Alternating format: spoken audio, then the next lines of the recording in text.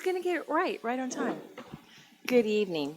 I'm calling to order the Cabrillo Unified School District Governing Board meeting, June 27th, 2024. Let's see. Oh, Roll and you call. have great socks. Okay, so You have great socks. okay, now we're doing roll call. Yes. Kimberly, Here. Carmen is not here yet. Lisette is also not here yet. Mary Beth, Here. Sophia. Here. We do have quorum. Thank you. Please stand for the Pledge of Allegiance.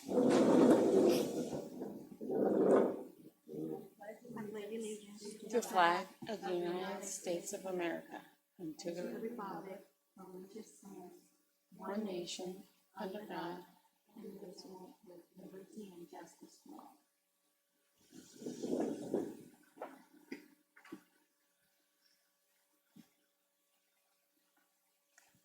So we're going to need a motion to approve the agenda, but we do have a couple of minor edits.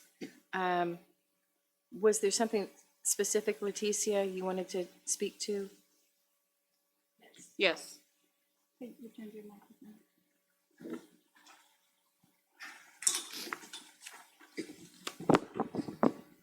For the professional development calendar approval, is this when I talk, Rosie, for that item, or Amber?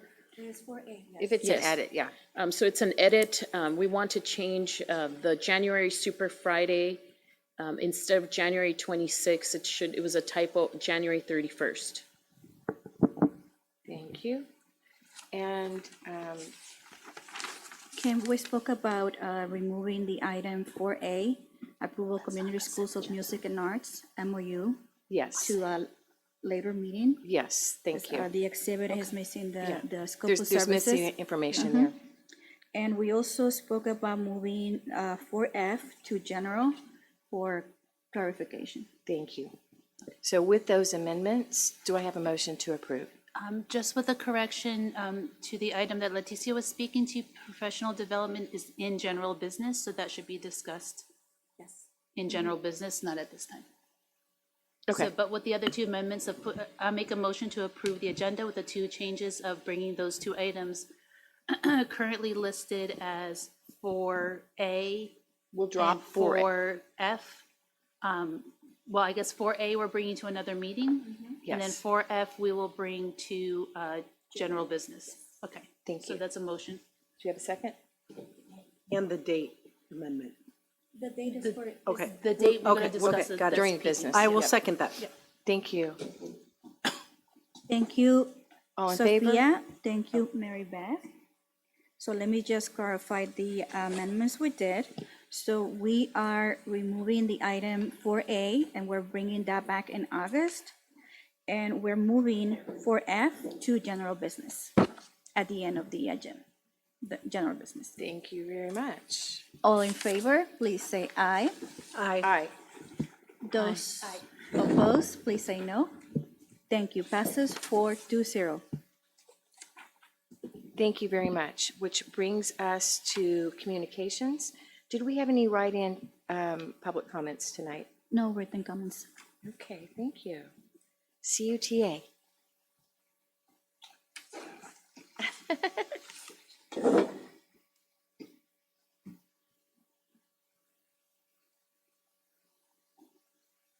John, just make sure you press the voice icon. There's a little face with the.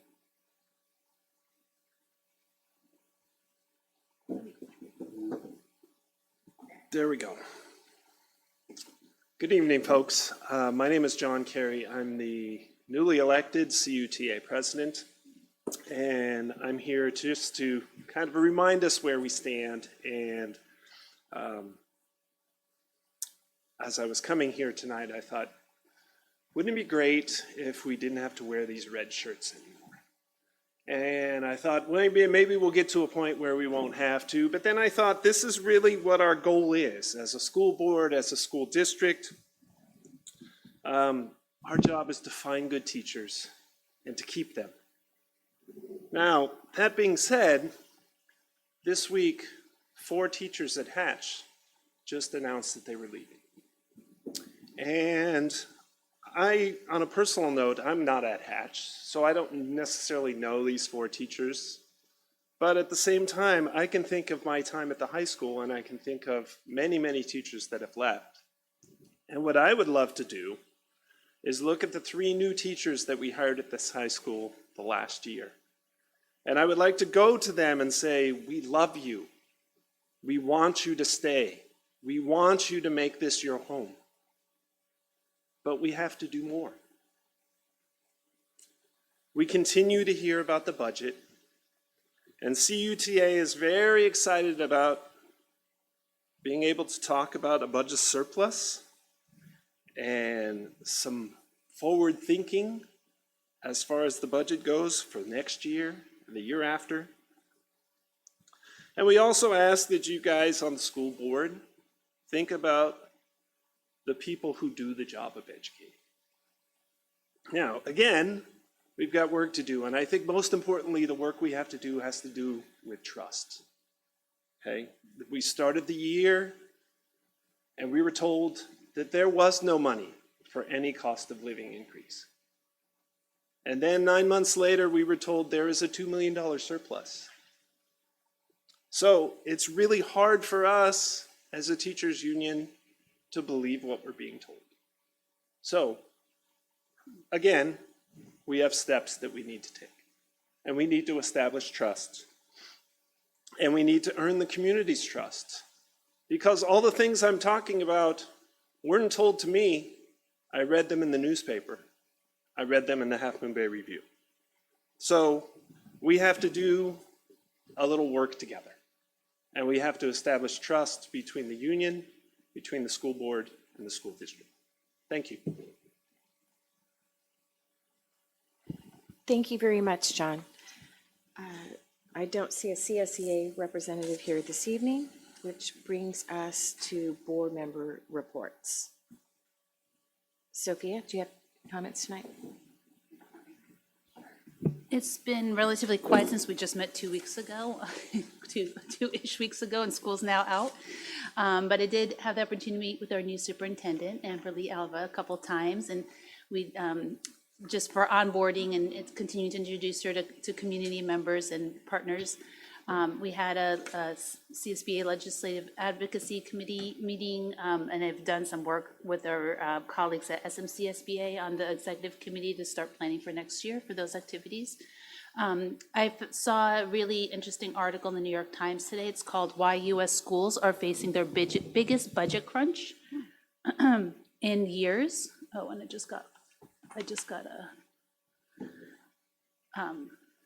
cut off, but anyway, it was about not only in California, which we're hearing a lot about, but nationwide. There's obviously a big fiscal crunch on districts nationwide because of a number of factors, including the expiration of pandemic relief aid and of declining enrollment, which is all kind of a number of factors that are coming together. But I think it's challenging. It's a challenging environment to work in, where sometimes it does seem like there's what one might call a surplus, but really it is a roller coaster, and that's a thing that we don't like to have to deal with, but it's the realities.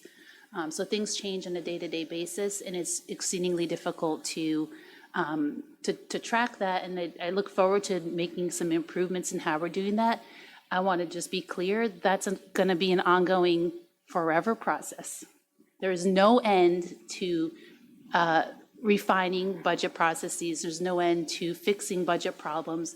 It will continue, and it will probably get worse because costs continue to increase faster than the revenues that we get. Unless someday we can pass a $5,000 per parcel tax, which is not going to happen, we're going to still keep looking to Jennifer and to Amber to say, help us figure out how can we make the most and squeeze the most drops of water out of these rocks, because that's unfortunately just the state of how it is since, at least for the past 3 or 4 decades. So I've been very, very active, as you all know, advocating for this, and I'm continuously in Sacramento about every month, even testifying to the Senate Education Committee on a bill that could help us save some of the money that on things that we do, SB 1315, that we have to do, that we don't want to do, but it's, reports and plans and all the stuff. So that won't solve the problem, but the more we can kind of chip away at it and work together towards understanding the complexities, because, there are a few things that are black and white. So I appreciate that we have a team here, a team of fresh eyes, quite frankly, that can look at things in a different way and hopefully help us in this stage of the process. But it is a forever process, and that's sad, but that's the reality. So the more we can find ways to focus on our students, and I'm grateful for the strategic plan that we put together that can be a starting point for that. That too will be a living document, no doubt, as we continue to refine our thinking and our implementation of that. But the more we can work together in that direction, the better. So thank you, that's it for me. Who's that? I want to apologize for slipping in late. I try my best I can coming from downtown Redwood City, and it's always, it's never easy. Mr. Carey, it's a pleasure to meet you. I'm a parent as well, and unfortunately, I work all day, so I don't have enough. I would love to, go in and be more visible at the sites. But it's always a pleasure to put faces with names.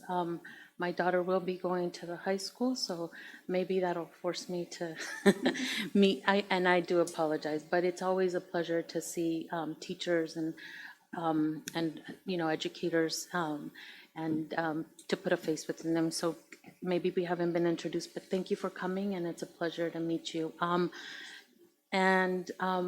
I haven't really been here, so it's kind of like I never even said goodbye to Sean and never really said welcome to Amber.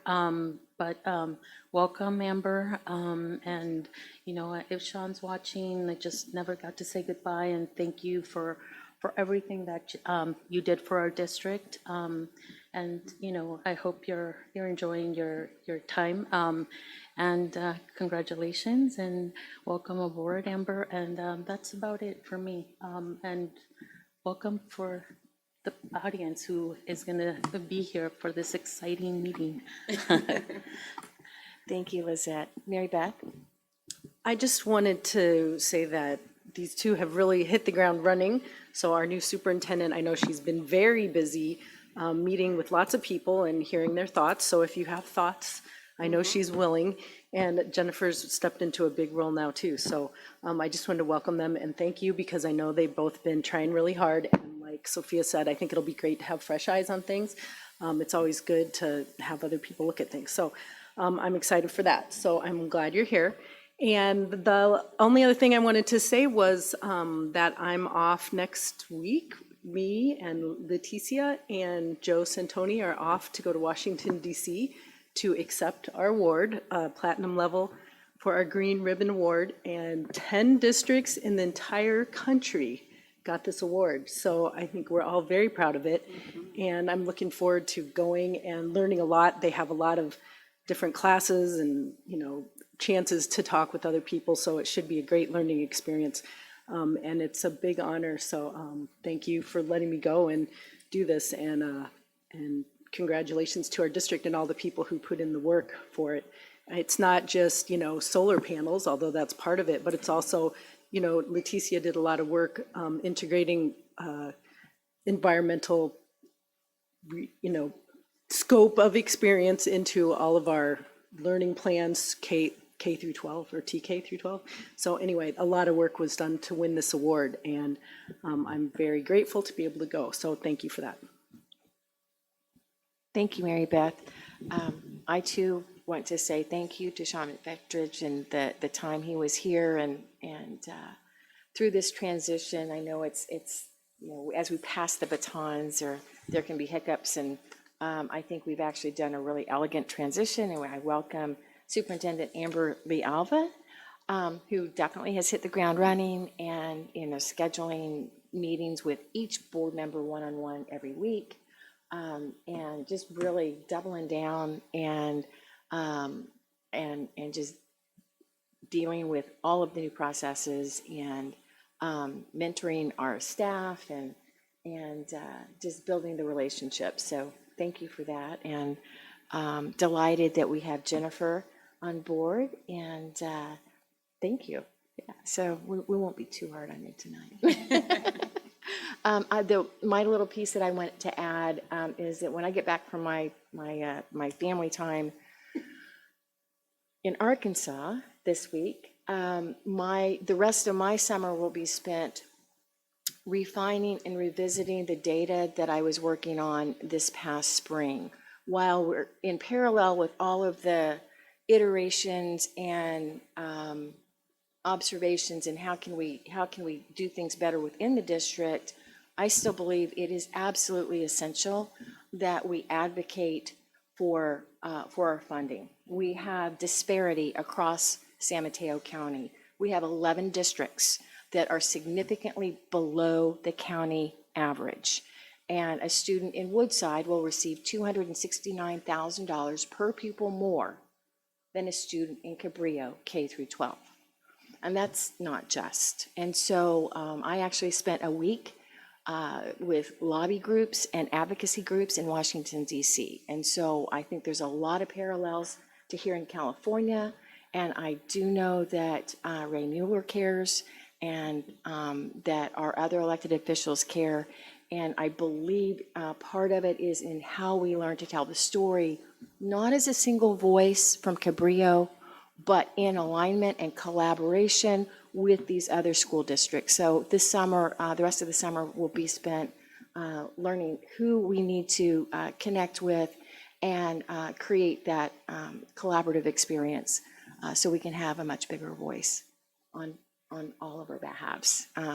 When we're in the wealthiest county in the nation, this shouldn't be. And I think there's a story to be told in a compelling way. So with that, we can. Can I? Yes. Point of privilege. No, I didn't speak in Spanish, and I always make it a point. Nada más se me olvidó porque venía un poco alocada del tráfico y llegué un poquito tarde. Y les quiero pedir disculpas. Vengo desde Redwood City y siempre trato lo mejor, pero a lo mejor tal vez deberíamos de empezar un poco más tarde, no sé. Es algo que podíamos hablar, pero sí quiero pedir disculpas. Le quiero dar las gracias al profesor Carey por estar aquí. Nunca lo había conocido y desafortunadamente no tengo el placer de tomarme el tiempo, ir a conocer a todos los maestros en las escuelas. A lo mejor este año que viene, porque voy a ser una mamá de un estudiante en esa escuela, tal vez tenga el placer de conocer más maestros, pero siempre son bienvenidos y me encanta ver las caras con los nombres porque soy bien mala para aprenderme los nombres, pero las caras sí me recuerdo y muchas gracias por estar aquí.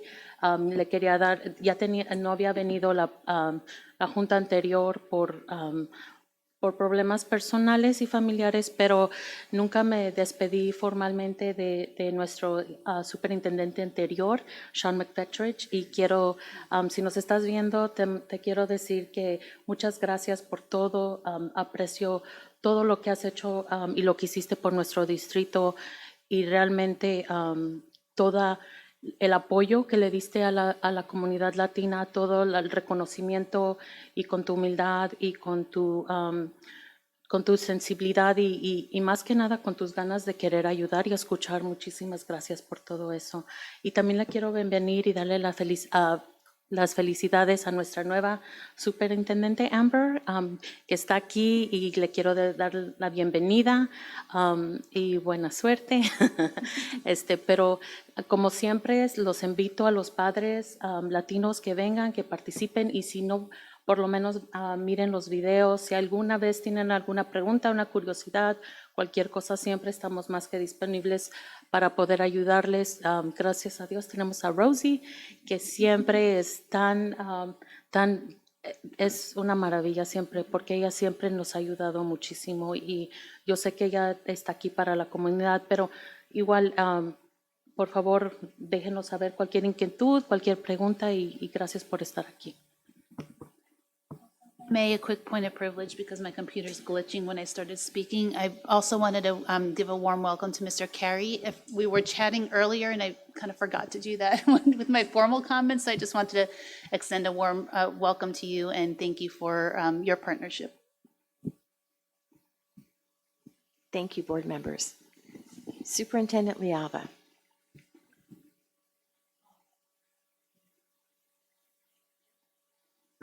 Oh, now it's on? Oh, fine. Thank you so much. I just want to say thank you so much. I feel so blessed to be here. I'm so happy to be here. And I want to thank you. So most superintendents usually start July 1st. And so this board gave me the privilege of starting June 1st. And so I was able to attend all of the graduations and promotions and really be at the school sites and meet our students and our teachers, some of our teachers. And then on Juneteenth, I was able to spend a day walking with one of our teachers and learning and looking and listening. And so that's what I'm doing right now, is just really listening. And I've met with some parents, I've met with some community members, and of course our board members. So I invite you all. My letter of introduction has my cell phone number in my bag.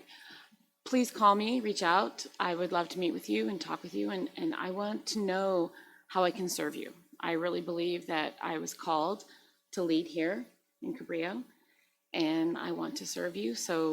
But I need to know how and what I can do to help you. So I just want to thank you so much for this opportunity.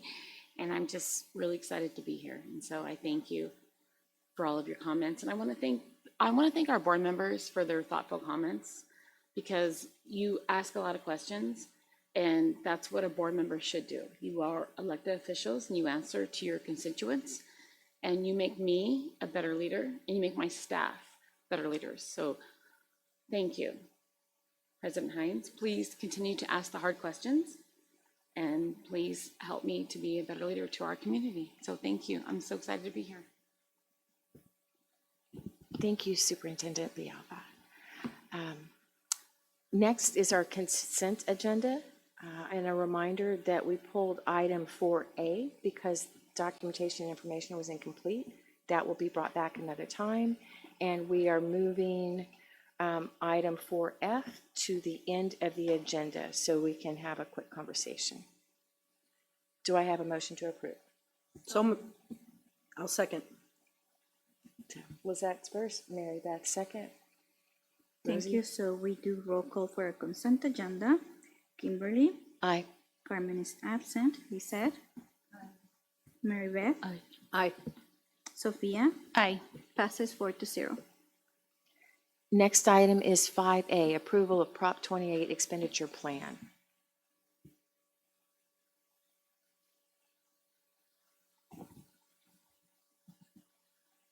Sorry, I lost the agenda. Give me 1 second. Okay, here it is. So the great news that we learned about actually last summer, Mr. Castillo and I attended a Prop 28 training from the California Department of Ed. And with all new propositions, the state was kind of building the plane as we fly, so the rules were being defined from this summer to probably around June. But Mr. Castillo did such an amazing job just being more proactive versus reactive. So we started meeting with our principals, giving them the heads up, letting them know that this is going to be funding that will be managed as Title I directly at the sites. There is language, and if you read the memo, there is language that does not allow the district office to control the funds. The money should be driven by the principal, kind of like the site council single plan for student achievement model, with the principal asking their constituents at the sites, parents, teachers, our Latino community, our PTO parents, our students. And so we did help the sites through this process. And this item, we've attached all of the Prop 28 reports. because, again, it's a new proposition and the rules are still being built, this year, there's no formal plan, but we did work with Doc Tracking Services, which is the online organization that houses our single plans, our LCAP, to use a similar format to capture the essence of the work. And so although the plan, there's no specific plan, we helped to build a plan that was shared with us with San Mateo County office, and those are the plans that you see. You might see a change in the reporting next year, but I wanted to clarify that. And so, although I'm not going into details, if you read each plan, every single school site has defined how their services look like. Of course, schools like Half Moon Bay High School, Cunha, Hatch, and even El Granada, they did have enough money to hire anywhere from a 0.6 to a 1.0 FTE and define what those services look like. And again, we can give recommendations. The principal doesn't necessarily need to take those recommendations, but along with the school site council and the principal, they themselves make the determination of how the funding will be spent. Also, some good news is that the funding was given to us this academic year, 24-25, but because we're approving now, no funding was spent this year, so next year they'll have double money. And so the principals are using that as part of the plan. And we're super excited, particularly when 3 years ago we did approve a visual arts and performing arts master plan. Also wanted to let you know that it is important for us to have, we're very lucky to be a unified school district, to have an elementary, middle, and high school pathway. So although this funding, we can't necessarily align to have like articulation across all of the grade levels, our department, all the work that we do, we always make sure to have that alignment between elementary, middle, and high school. And in the LCAP, we also have allotted about $150K for visual arts and performing arts, and we continue to work on that alignment to make sure that we build pathways starting in the elementary school, ending at the high school level. Thank you. Thank you. Do I have a motion to approve? So moved. I'll second. Thank you. We have now it's time for comments and questions.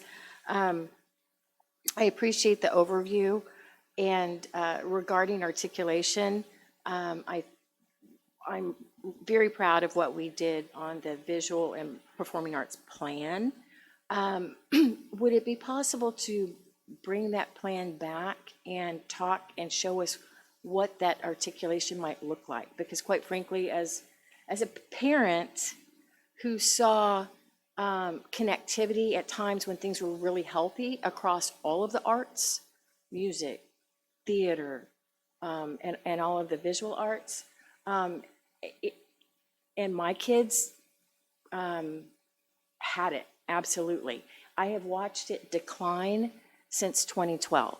And so, and my youngest graduated in 2016. So we are 8 years out. We have less FTEs. I'm delighted that, and appreciate all the work that you have done working with the sites, but I think there's an education component. And so my ask would be, what is your vision for educating the community to understand what articulation means, or what sustainable programming means, and what might be achievable? I don't want to tell you what and how, but I do believe that that's a gap we have right now. So again, I didn't give you all of that background earlier, so I don't expect an answer now, but think about how we might address it. I just had thank you. I had some more technical issues or questions, and I appreciate that this is another oddball kind of funding stream that you need to manage, because it's actually unlike many others in that it is at the site level rather than the district level, so it's different. Questions just to make sure I understand. So did you say, so the plans that we saw, like these are plans that would be implemented not this coming year, but the year after that? Implemented starting August 2024, but the funding was given for 23, 24. Oh, okay. This ending, This- well, the it already previous- ended, sorry. Well, it's The- ending in 3 days. In 3 Yeah. days, yes. So this ending academic, we have the same Ah, amount okay. of money, and that gets carried over to the upcoming year. And so the plans were built with that in mind. And we, similar to the single plan, we'll integrate the plan with the single plan for student achievement cycle, Okay. beginning next year. And ideally roll it in, so it's just one process, and the schools don't have to do like 2 separate Yes, yes. processes. Because that's a lot for them. Yes, and and again, there are, maybe the resources might come, that's sometimes happens with the Yeah. California Department of Ed. Yeah. Where a template might come out, or it might be integrated with single, but we can work, we didn't have enough time to work with the formatting and integration of the Yeah. single plans that came actually, that was. Well, hopefully that'll couple of can be something that comes out of SB 1315 that I referenced earlier, is collapse these plans, especially then even for the sites to do multiple plans is just crazy making. So, so it's interesting because for Cunha and Half Moon Bay High School, they had new courses that were proposed, and it doesn't seem like, at least from my visibility into Half Moon Bay High School last year, it doesn't seem like those were communicated to students. So I assume the new courses would kick in the following school year. Okay, let me Okay. clarify that. I Yeah. did speak to Mr. Boysen.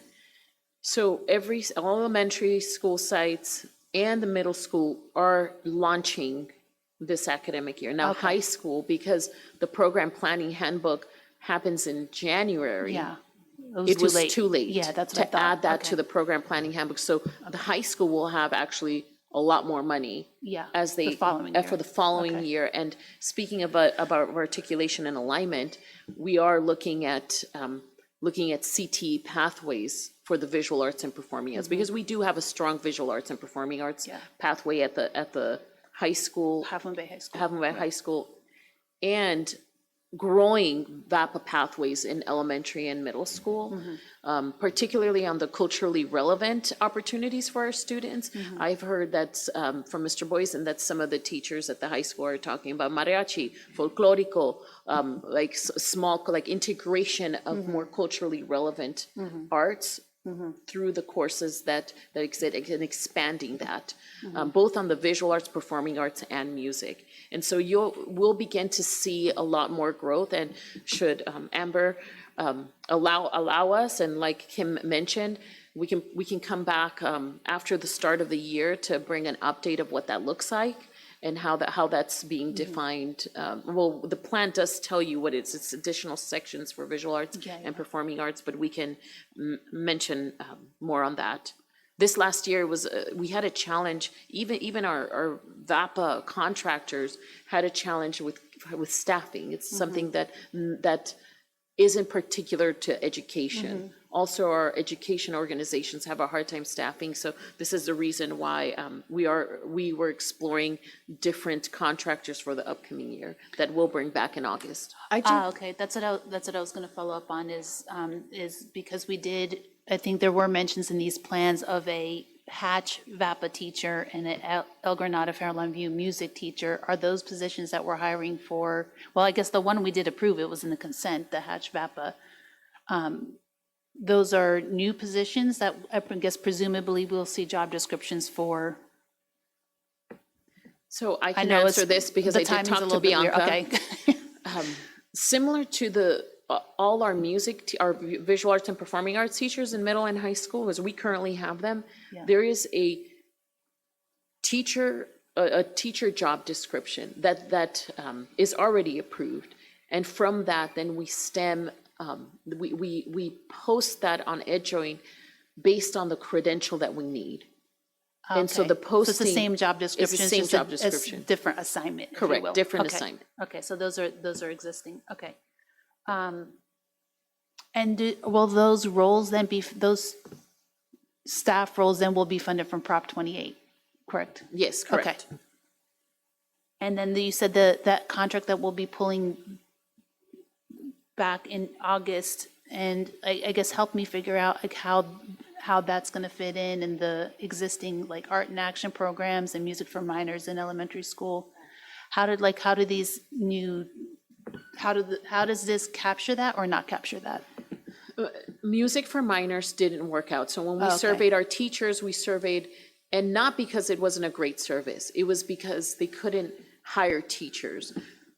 And so the contract that we had to pull today, the additional, the music contract, the arts and music in schools. Yeah. They also had, they told us they had a hard time last year too, so we might anticipate similar experiences.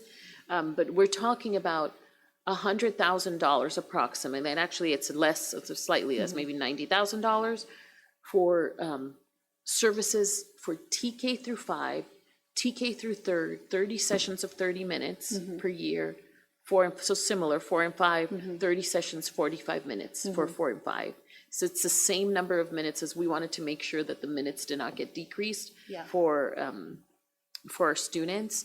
And so we will listen to the people that are on the sites, to our teachers, to our principals, that they heard that that this new contractor had better outcomes in regards to substitutes. Ah, okay. And Okay. so- And I know that Prop 28, one of the big concerns, there were a number of concerns with it, but one of them was that because it was tied to new programs, that there would be a crunch statewide for VAPA certificated staff. So I just want to put that out there too, like the context of, I'm not surprised these organizations are struggling to recruit, because join everybody else in the state that now has millions of, by the way, Prop 98 dollars that could have been kept with Prop 98 and increased the funding levels for each student. But, it was a proposition that the voters passed. Unfortunately, it did come from Prop 98. But yeah, it is, I think, important context. And I'm not surprised to hear that both of those organizations are struggling to recruit staff. So, okay, thank you. That's helpful. Understanding that there can be problems with recruiting, is there what's the cost comparison for, now that we have ongoing Prop 28 money, what is the rationale for contract staff? So Prop 28 has specific language in the policy that no less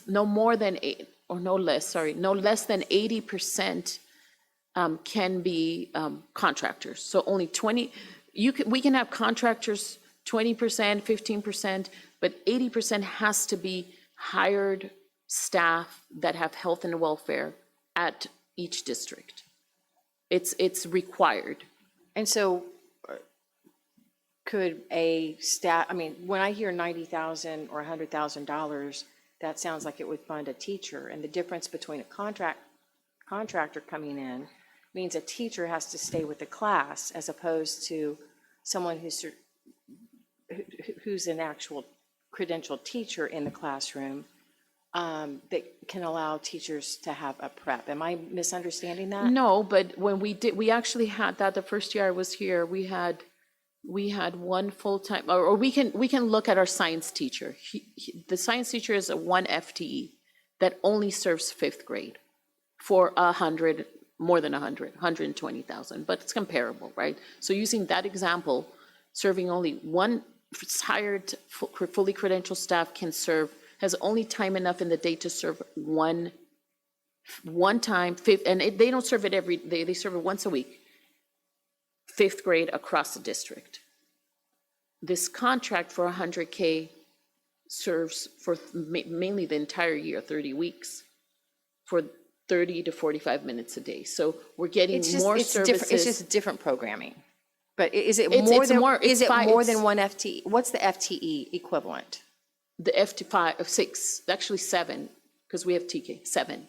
The FTE equivalent to what Music for Minors is giving, not Music for Minors, sorry, it's the arts and music in schools.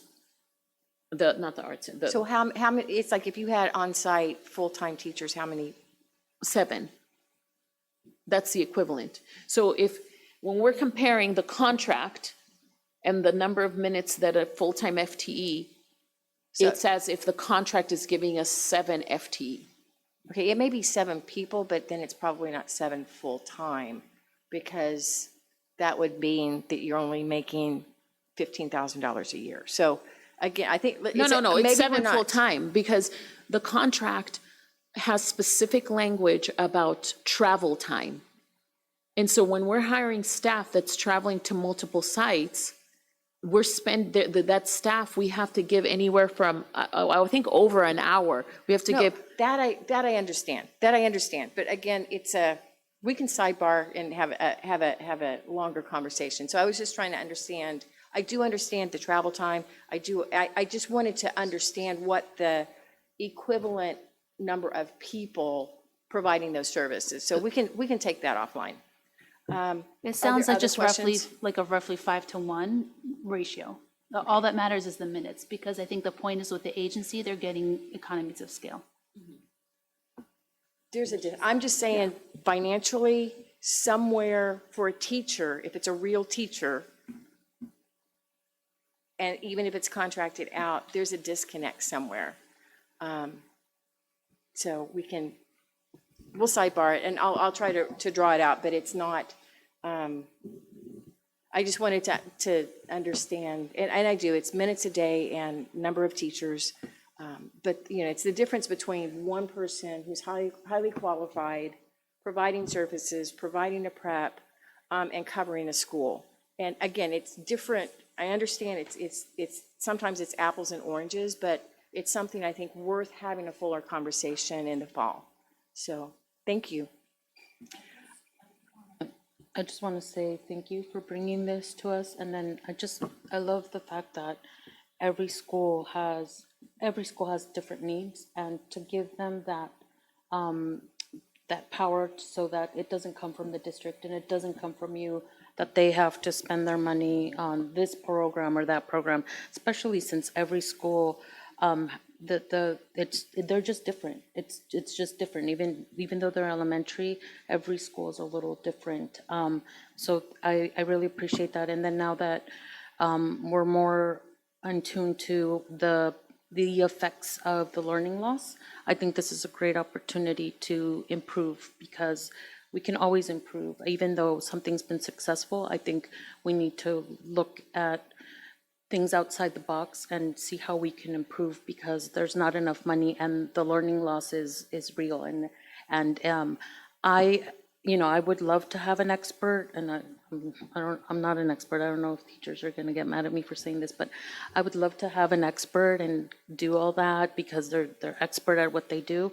But I believe that the teacher is very important to also be involved in things like that, because I have had personal experiences where it's like, and I'm gonna say this, and I'm not a teacher, and if I offend you, I really want to apologize, and maybe I'm just like, but when the teacher's in the classroom, even though there is a curriculum or an expert in there, I think it's important for the teacher to see, because not all the kids are going to be engaged. Not all the kids are going to understand. Not all the kids are going to be immersed and, take advantage of this great opportunity. And I think that the only person who is going to be there and catch these kids and support these kids outside of the box and outside of the parameters of this wonderful program is going to be the teacher. And if the teacher is not there, these are the kids that are constantly falling through the cracks. So although I agree that you need a professional, because this is like, I really think that's the teacher. It's like us parents, right? Like we can compare ourselves to like good parents, bad parents, and it's very situational. Like our kids are their own little world, and we could make plans, and at the end, they're the ones that are going to dictate if they're going to follow or not. And as parents, we just need to completely just guide them and continue to support them. Thank you. Good points, Lizette. I appreciate that. Yeah, I also want to thank you, Leticia, and also to all the school sites that worked hard to pull this together with everything else that they're doing with all their staff and their families and everyone that was consulted. I do feel like they were creative, they were pragmatic and practical, and I do come back to the cost efficiency, because the more cost efficient we can be with our programs, the more money there is for our base operations, for our compensation, everything. So I think that's why it's important where we empower the the cites as was the spirit and the word of this proposition, to see how can you make the most out of this, in the context of, our broader situation. So I just want to thank you for that as well. I just want to say that this proposition has caused some questions amongst my colleagues across the state. We're all trying to figure out, how to work this. So it's ongoing money, and so I think that what I heard is that we're going to have a report in August at our board meeting. If that's just okay, cause you I some would gray have hair? to say, if it's okay, I mean, but I'll do it. You're the boss if you want me to. No. But I would prefer probably September, October. Perfect. But we'll have a report out of where we're at, and it's ongoing, right? So this is the first year, and then and it's ongoing. So the first year, you learn, and then you adjust, right? You take the data, you take the evidence, and then you make some plans to adjust. And we are not the only ones that are experiencing some growing pains of this welcomed money. But with that comes, some issues. So please know that we will bring this back to you, whatever that may be, and we will report out. Thank you. And I did meet recently a woman who works for the county in, I forget what their department's called, like arts and culture. But it's on my list to introduce her to you guys, because I know she also mentioned that you might already be familiar with, well, I'm sure you have contacts in the department, as we chatted. I had met her like at an art exhibit and chatted about how like the county is really trying to get involved to help the school districts too, like with the County Office of Ed, to figure out exactly, because it really is, I hate to say it, but like another oddball restricted fund that we have to figure out, which is different from all the other unique babies that we love to get money, but they all come with their all strings, and it's challenging sometimes to map. And I do want to acknowledge what Lisette said, because as a classroom teacher, like I will never forget, I'm still the kindergarten teacher, just I wear a different role now, right? I have a different title, but I'm still that kindergarten teacher. Like, you need to be that kindergarten teacher in that room with that person, right? Because you have students with IEPs, you have students with different needs, and you need to support whoever that specialist is to make sure that your students get what they need. So one of my sayings is by name, by need. We need to make sure that we know all of our students' names and what their unique needs are. And so whether there's an art professional in the room or not, our teachers need to support that person to make sure that our students by name and by need get their needs met. So we will continue to support our teachers with that. Thank you. Rosie? Okay, are we ready to vote? All in favor, please say aye. Aye. Those opposed, please say no. Passes 4-0. Item 5B, approval of the 2024-25 Site and District Professional Development Plan. I believe that's Leticia.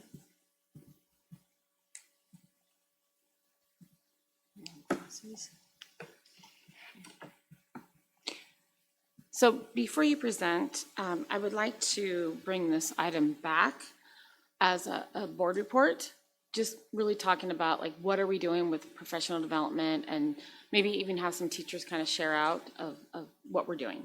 So maybe, I don't know, I'll defer to you as the year goes on. Yes. Yeah, October, Probably. November. Yes. But I want this to be like an ongoing report of our professional development, because we really do want to invest in our teachers, and we know that that professional development matters. And I would just want to also say thank you so much for all the work that you and your department have done. Thank you. And we definitely have, we actually have a strong team that on our literacy plan that we can definitely bring that back. Okay, so first I did want to just again state that there was a typo. January Super Friday needs to be changed from January 26th to January 31st. And, okay.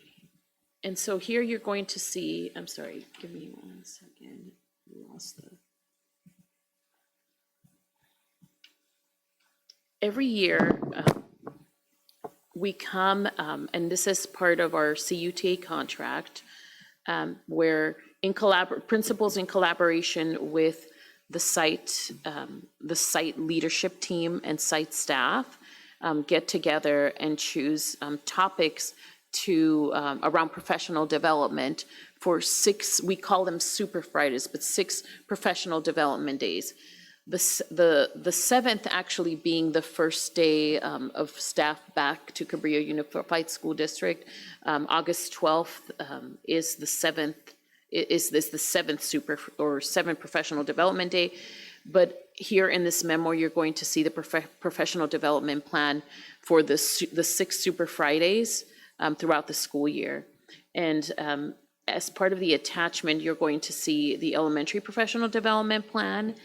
And as you can see, August 12th is a back-to-school welcome event. We are focusing our back-to-school continued training around Power School and Schoology, particularly Schoology. And so we'll, our team, our amazing Department of Technology, our educational services, Israel, James, we are working together to define what that looks like on August 12th.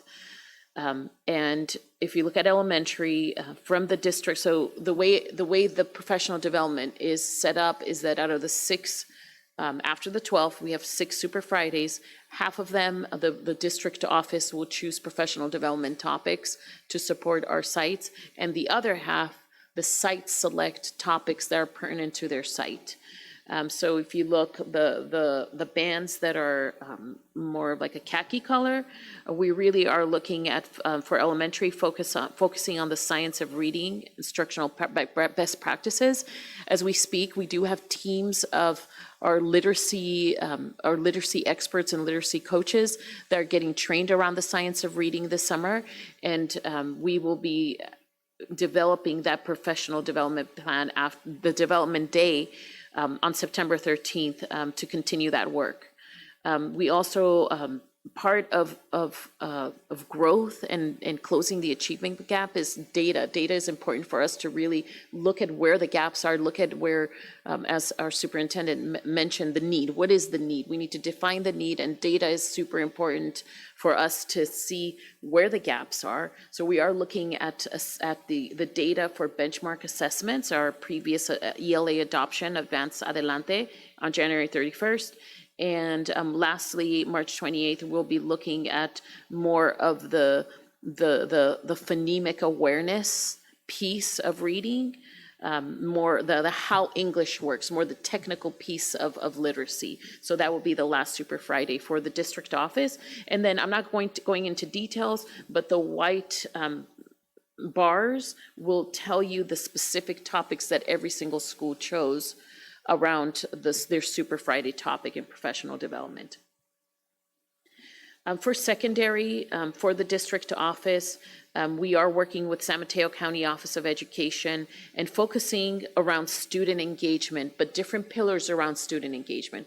How to improve chronic absenteeism and attendance, looking at the academic improvement. And because if a child comes to school and they're not seeing themselves grow in their own academic knowledge, then that student might fall behind and not be engaged. So we'll continue to work with the county around the science, the improvement science training that they have been training us the whole school year. And again, I'm not going into details, but for the high school, their main focus will be WASC preparation, which again is around improvement science, looking at data, looking at the gaps and defining how they can close their gaps. And the last March training will focus on articulation between middle and high school. And for Pilarcitos, the focus is around PLC and the inquiry process. Thank you. Do I have a motion to approve? So moved. Do I have a second? Second. Thank you. Questions? I just want to encourage all of our board members, you are invited to come by to any of those professional development days and just pop in and check it out. We would love to have you. Thank you so much. Yeah, that would be awesome. I also just really appreciate, Amber, what your earlier comment to see, like, I'm just really curious to see how these things go, because I've heard a lot of different things, different perceptions of professional development. as we all do, like in education. So I would love to hear, like maybe, and I don't know if this is what you had in mind, like maybe after each Super Friday, the subsequent board meeting, to hear like a team come together and say, oh, this is what we did, this is what we did, this is what we learned, this is what went well, this is what we're not going to do again. This is who attended, this is, what we're learning from it. It'd be really cool. It could be even just verbal, doesn't have to be like another fancy presentation, but just to hear, I think it's important for us to get a little bit more insight into what's happening at these developments, because I know they're a big investment of everyone's time. No, So, absolutely. So if our students are home, yeah. right, and our teachers are here, we will definitely have a board report out, presentation, and we will doing some surveys, right? We want to hear what went well, what we can improve upon. And that data, because again, as Leticia said, we believe in data, and data drives our decisions. And so that data will be shared with the board and the public. Yeah, that's great, because understandably, right now at this stage, it's always a very high level plan, like articulation. That could be like a lot of different things, for example. So I think that detail, like once it happens, we don't need to like see it before. It's not like we're going to approve the details, but just to keep us informed, I think would be, for me, really informative. The only comment I had or the observation was for the elementary plan. It seems very weighted towards the technical aspects of the work, and I wonder, and it's not my place to dictate, but just like I would have a wonderment around, is there an opportunity for some like more social emotional student engagement type learning there as well, as we see for the secondary schools? So I don't know if that's something that came up.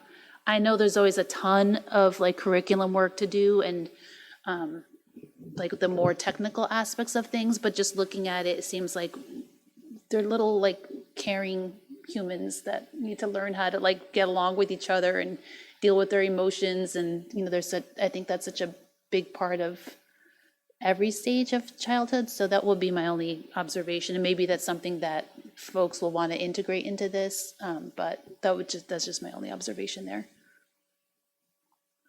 So thank you for that comment. And that's definitely, the how, right? So we will be working with cabinet and with our teachers and principals to take that in consideration. So thank you for that. And I do want to mention that there are also 10 staff meetings that occur throughout the year, and sometimes leadership teams at the site. I have seen, actually, I've been at some of the trainings that are not included here, but are more at the site that focuses around social, emotional, and restorative justice, restorative practices. That happens more at the site based on the need of the site.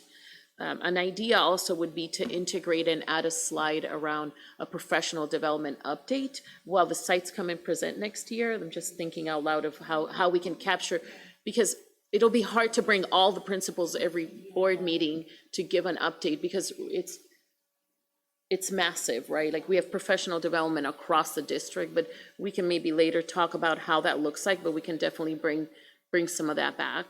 But I did want to say, of course, we have optional professional developments, required, optional, and also site-based. This is not the only professional development. This is just the master district professional development. In the contract, it does say you need to approve this as a governing board. Thank you. Yeah, I think at some point having like a clear picture of like the full picture of all the professional development would be helpful. And honestly, even for CSEA staff too, and other unrepresented staff, management too, like I would love to have a more like systematic sense of like, what's all the professional development people, are doing, in addition to like, what we're required to approve, but just for information for the other stuff. You're speaking my language. If there are no more comments or questions, Rosie? All in favor, please say aye. Aye. Those opposed, please say no. Passes 4-0. That brings us to approval of the local control accountability plan. Reminder, we had a presentation on this last month. So Yes, sorry, 2 weeks ago. Yes, yes, this month, 2 weeks ago. Yes, this is just a approval. So I think I talked enough last meeting for two meetings, so I'll try to keep this short. But the great news, I just want to thank every single department in our district. It was all hands on deck approach. Our Department of Technology, our People Services personnel, many people within our department, Rosie, so many people really contributed to making sure that the version that you have now is approvable. So we did receive confirmation last Friday from San Mateo County of Ed that most districts will have minor clarifications, but if there were major red flags, we might have to resubmit it and maybe bring that back next month. But we had the great news that we only had minor clarifications. So as it is the rule from San Mateo County that all clarifications need to come back under consent in August. So you'll be seeing those minor clarifications under consent in August, but it doesn't need to go for a resubmission. So there was a lot of work, and I'm very grateful for everybody who contributed to the continued development of this LCAP. Thank you. Thank you so much. I want to acknowledge how much work has gone into it, and so thank you very much. Any other, do I have a motion to approve? So move. Second. And any comments or questions? I just have one clarifying question. Did anything change since you presented it 2 weeks ago? Oh, yes. Can you go through those changes?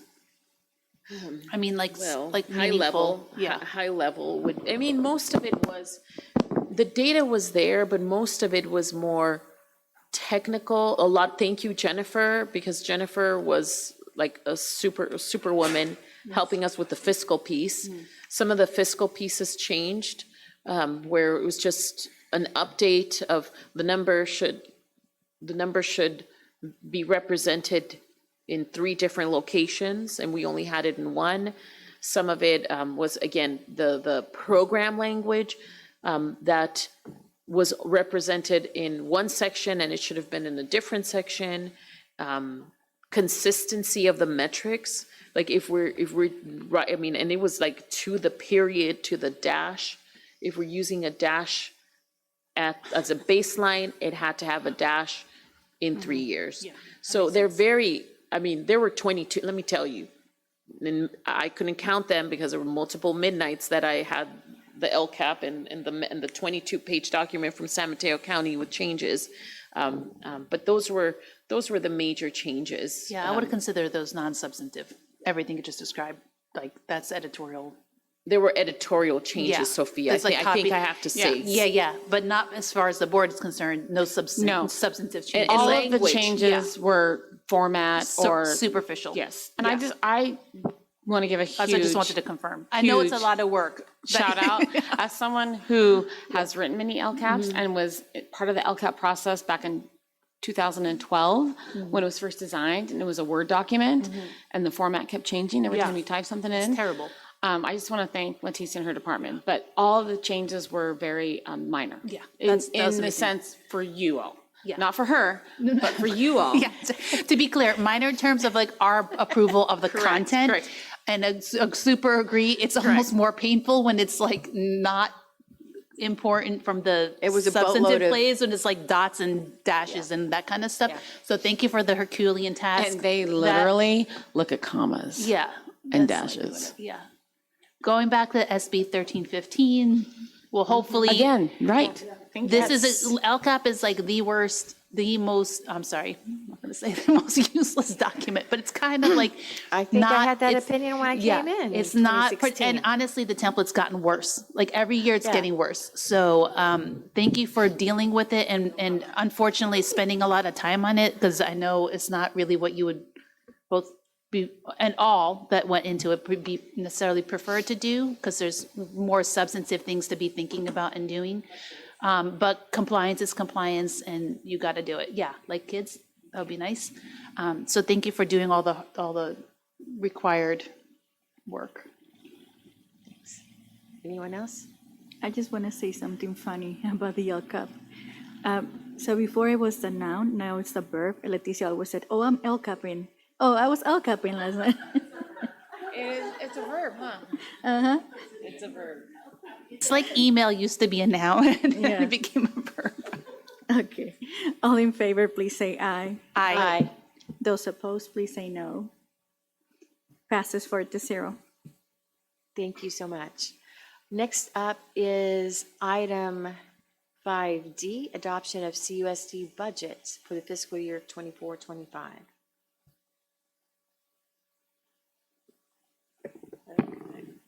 Okay, so there have been no changes to the budget that was presented at the public hearing on the June 13th meeting. So tonight, we are just asking you to approve and adopt it as it was presented with a positive certification.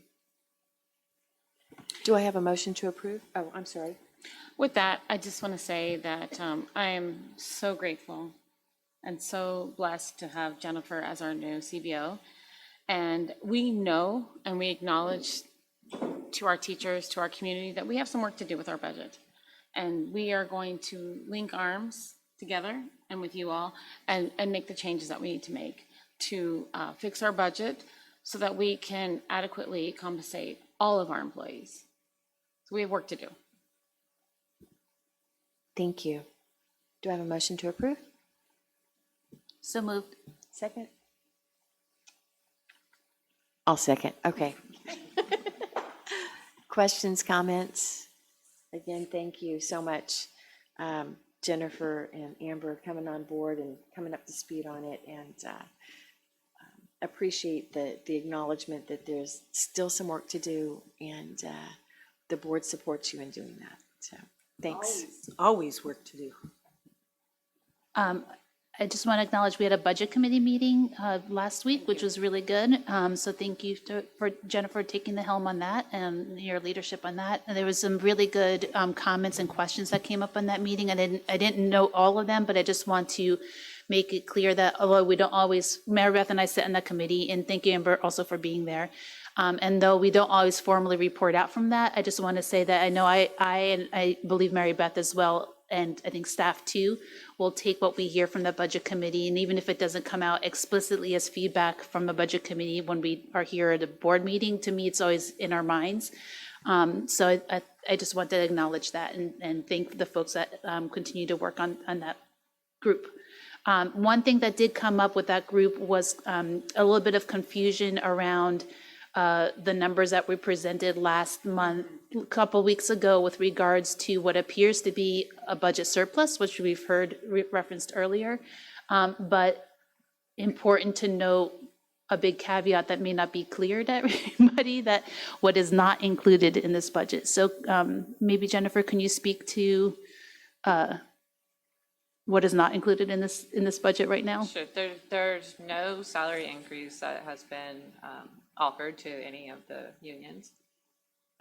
That is not included in our budget at all.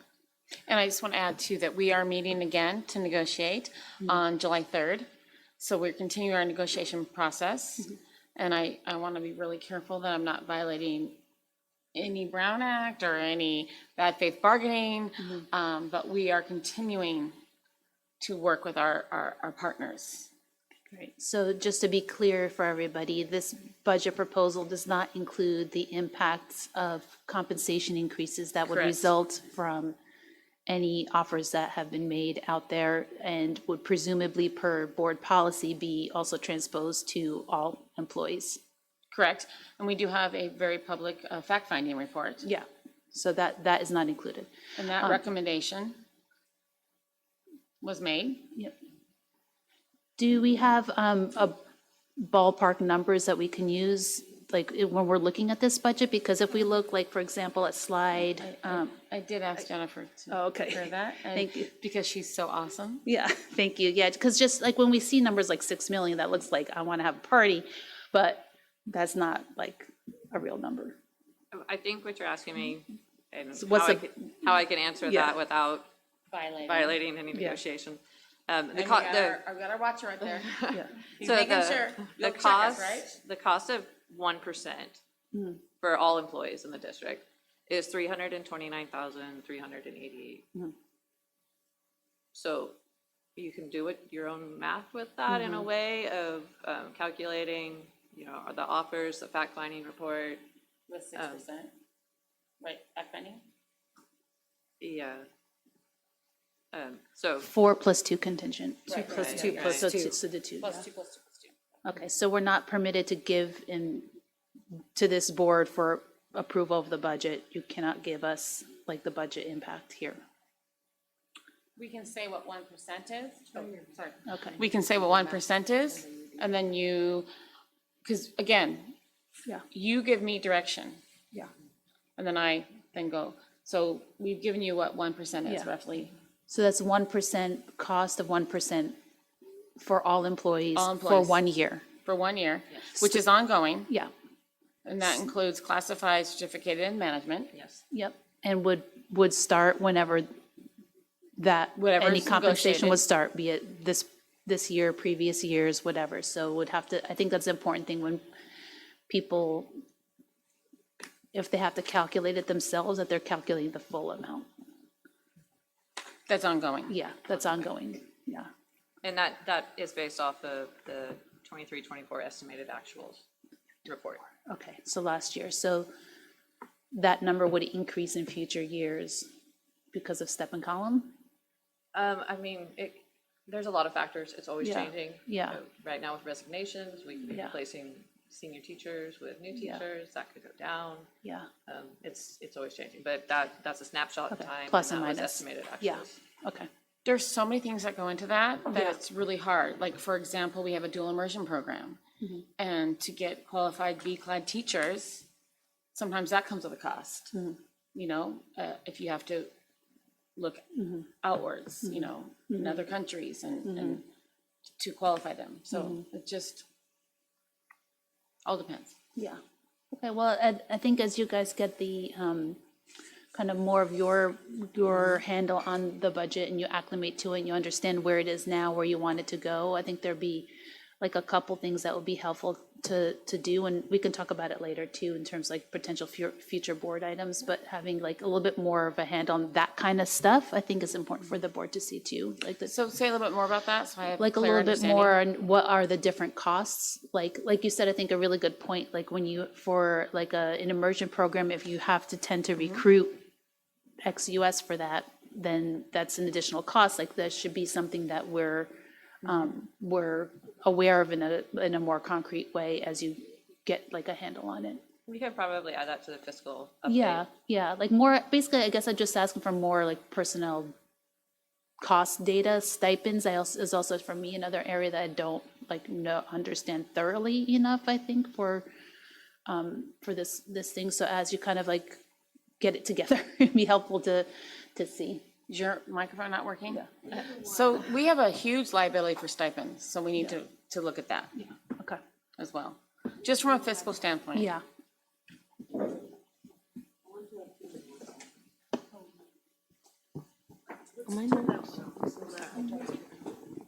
Okay, mine's on now, so, okay, thank you. Oh, yeah, I just wanted to comment, all good conversation, and I think that this is an evolving process, in understanding what that impact, and the comment that I wanted to make is that, while we don't have everything here, and we're not speaking out of negotiations, I have, I should put this in question format.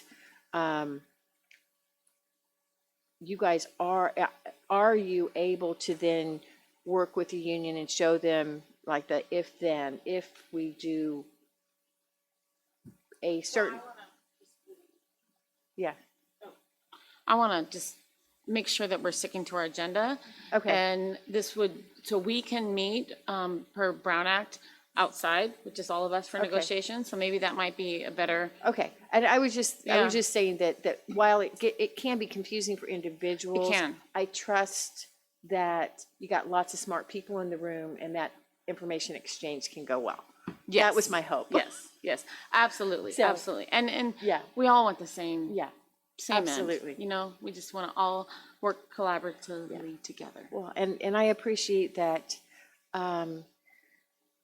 as there are twists and turns in these first few months, I want to credit Superintendent, I don't know if you want us to call you Superintendent Amber. Villalba, that's, or, yeah, okay, Superintendent Amber, that, that with the challenges comes opportunities, and we've hired someone Absolutely. who is very creative and will bring knowledge of other programming and processes from other districts that, and small districts, that she might see a creative solution that is like value added, that we as board members or parents or teachers just, we've always done it this way. We've always done it this way.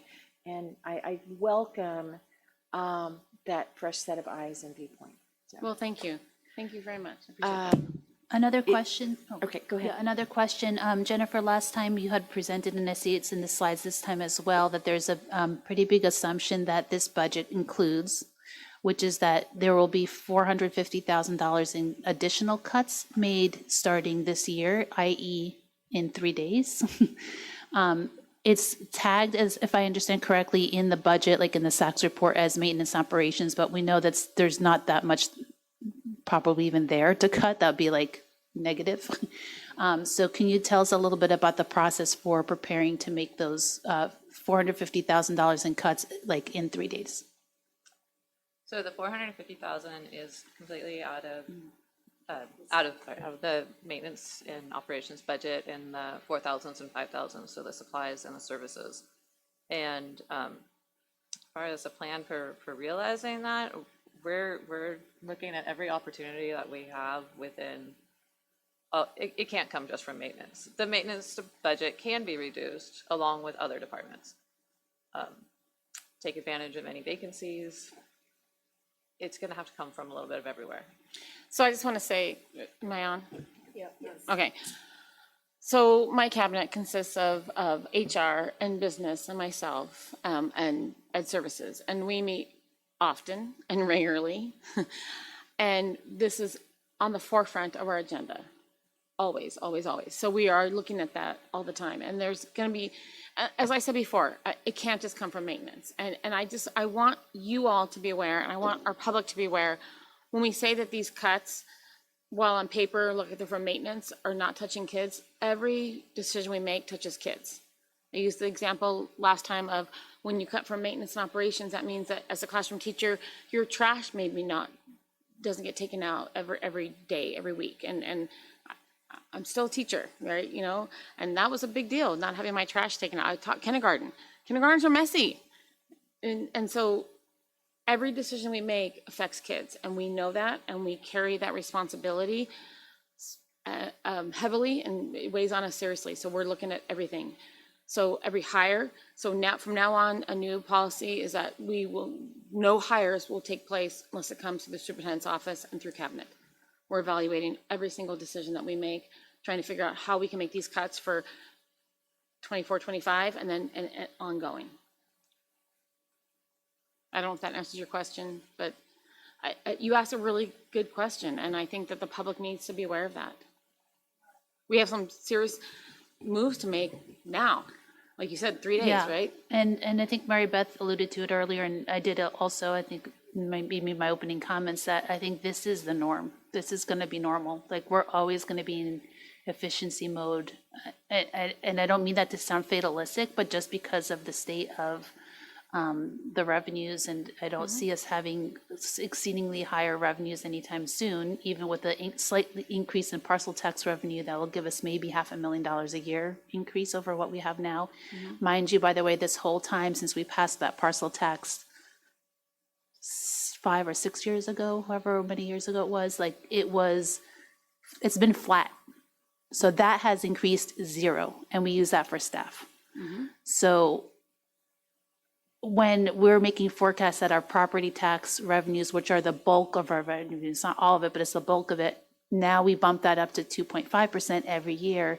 If that doesn't come through, that's going to be that's going to be more cuts. And we've had that happen. And that's why we, there are all these factors, as you said, Jennifer, like there's a lot of things that come into it. You hope they all bump things up, but they usually don't. Like, it's the 20% healthcare cost increases. That's a factor. It's when your revenues don't come in at 4%, as we predicted that year, was it 2 years ago, whenever it was, they came in at 1%. That's like money we were hoping to get that we didn't. When we flipped to basic aid and we were hoping we'd get 3.8 million and we got 2.6, don't quote me in the numbers, but it was something, was that right? It was like $1.2 million that we were expected, and we were told, and we knew, it's the county's best estimate that we would get $1 million, poof, just like that. So I want to just recognize like how challenging it is. I mean, I know it's challenging, like it's challenging for families, it's challenging like in industry to manage budgets, but what you all are dealing with in terms of the complexity and the volatility and the unpredictability of budgets, like I'm doing as much as I can. Kim's referenced to, doing work that she's doing. I know others are advocating too, to try to get stable funding, until our state finds more stable funding sources for itself, i.e. property taxes. As long as we continue to be reliant as a state on income taxes, particularly on income taxes of high income earners, which are extremely volatile as they pretty much track the stock market, we're going to continue living this life. So Capital gains. because of capital I also gains. just want to say too, like, as you start looking at your board reports, our personnel reports, we have a district that is small, that's in the coast side, that has a high turnover rate. And we have teachers that are leaving to go over the hill because they can make more money. And we all can. Everyone at this table, everyone in the audience can go over the hill and make more money. And today, I was driving here and I was thinking about that because I have colleagues that make a lot more money over the hill. But it was such a beautiful drive.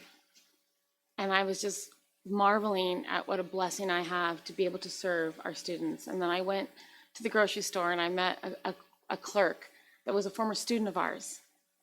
And she was just praising the education that she got from our district. So we need just to keep that in mind, that it's a blessing to live here on the coast side. And while I'll never be a coast sider, because I wasn't born here, I know that, I was told that. 6 generations, Amber. Okay, well, Jennifer, sorry. And as I am now looking for housing and realizing that the cost of living here is very expensive, and I can definitely relate, but it's a beautiful place to live and to work and to go to school and to get a great education. And our teachers are amazing, and our support staff are amazing, and they're doing great work. And I want to add to that, because I do so much work with people in the county and like across the county and across the state, where I feel like we are so extremely fortunate, despite our funding inadequacies, or like just the revenue inadequacies and the cost, it's been crazy costs. 2 things. Number one, we have like tremendous partners in the community between the Boys and Girls Club. Yes, thank you for Coast that. And Pride, our Education Foundation. our Yes, CEF, yes. our PTOs. I'm going to leave somebody out. No, but I've been Did I meeting say with Coast these Side Land people. Trust? Yeah, and all the folks that you're meeting with, just our community that's so incredibly supportive. Like, we're so lucky for that. And number 2, we're so lucky we're in what is typically if not one of the wealthiest counties in this country. And we have a fantastic Office of Education that we can lean on. We have services that are being provided to our families through the county itself. So we're also extremely fortunate that we're unfortunate in a fortunate setting that we have at least, partners at the county level and partners at, within the community with our nonprofits. They're incredible, amazing, and we couldn't do what we do without them. So I just want to say that in terms of the glass is also half full. Yep. And just to bring us up to the county average, I'm not talking trying to be a Woodside, I'm talking bring us up to the county average, which would be a delta of $7,000 more per pupil to get us from $15,000 per pupil to $22,000. Do the math. 7,000 times 2,600 students. I love what our community partners do, but they can't close that gap. And I do not want to let our state off the hook. There's some solid misinformation, disinformation, and inadequate funding for at least 11 districts in this county. So, can we call the vote? Okay. All in favor, please say aye. Aye. Those opposed, please say no. Passes 4-0. Thank you, Rosie. That brings us to item 5E, approval of a lawnmower purchase to maintain CUSD campuses. So this is a replacement, not, so I've done my homework. So this is a replacement, so this is not a new thing. We already have a lawnmower that's equivalent. Actually, I'm gonna let Jennifer speak to this. Thank you. So we're replacing a 20-year-old mower, 2005 John Deere 12-foot deck mower. We purchased that, it has about a 15-year estimated life, so we're well past it. When we purchased it in 2005, it was $43,000. So we are looking to replace it with a brand new 12-foot mower. We've currently had one on loaner for like the last month, exactly the same model is what we're looking to replace it. And It's already been budgeted for. it's in the budget, it's in the 24-25 budget.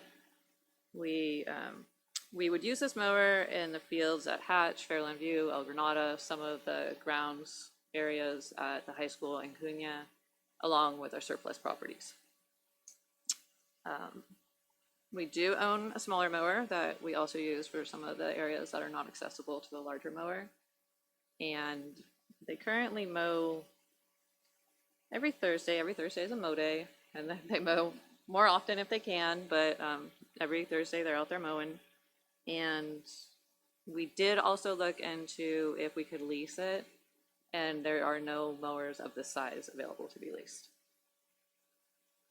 So I do want to really thank Jennifer and her department. They really did their due diligence to make sure that this was, I mean, it's a pricey purchase, but it's a wise purchase. And also too, I just want to add, if our district is asking the voters to approve a parcel tax or a bond, our schools should look good. And they have a lot of weeds. I'm just going to leave it at that. And absolutely, thank you for, I know we pulled this 2 weeks ago and brought it back because the justification wasn't clear. So thank you for providing the full backstory so we understood. I think we had 3 public comments that came in from people I don't know, and my apologies for not having read those, but they will be part of the minutes, so from last meeting. But thank you for, I think it's really important that we share the background on some of these purchases so it's clear that we're being good stewards. So thanks. Any other comments, questions? Call the vote. We need a motion first. Oh, do I have a motion? So moved. I'll second it. Okay, all in favor, please say aye. Aye. Aye. Those opposed, please say no. Passes 4-0. Thanks. That brings us to item 5F, revision of resolution specification of election order. We passed it last month, and I think we have an edit. It's just a small typo that we had on the resolution that the county asked us to review. So it's just on the last resolution we had on one of the sections that it has 1 board member for a short term, and it should be full term. That's it. Got it. Thank you. Do I have a motion to approve? So moved. I second. We're getting through this. I need the second because. So who did the First, Oh, Mary Beth. I'm sorry. I thought that And Lisette did the motion and the second. Kind of did it at the same time. Yeah, jinx, Okay, we need the roll call, sorry. Kimberly, Aye. Lisette, Aye. Mary Beth, Aye. Sophia, Aye. and Carmen is absent. Thank you. Passes 4-0. That brings us now to 5FG. We had pulled from the, we pulled from the consent agenda 4F, approval of the amendment number 1 to agreement for architectural services with KQA Architects.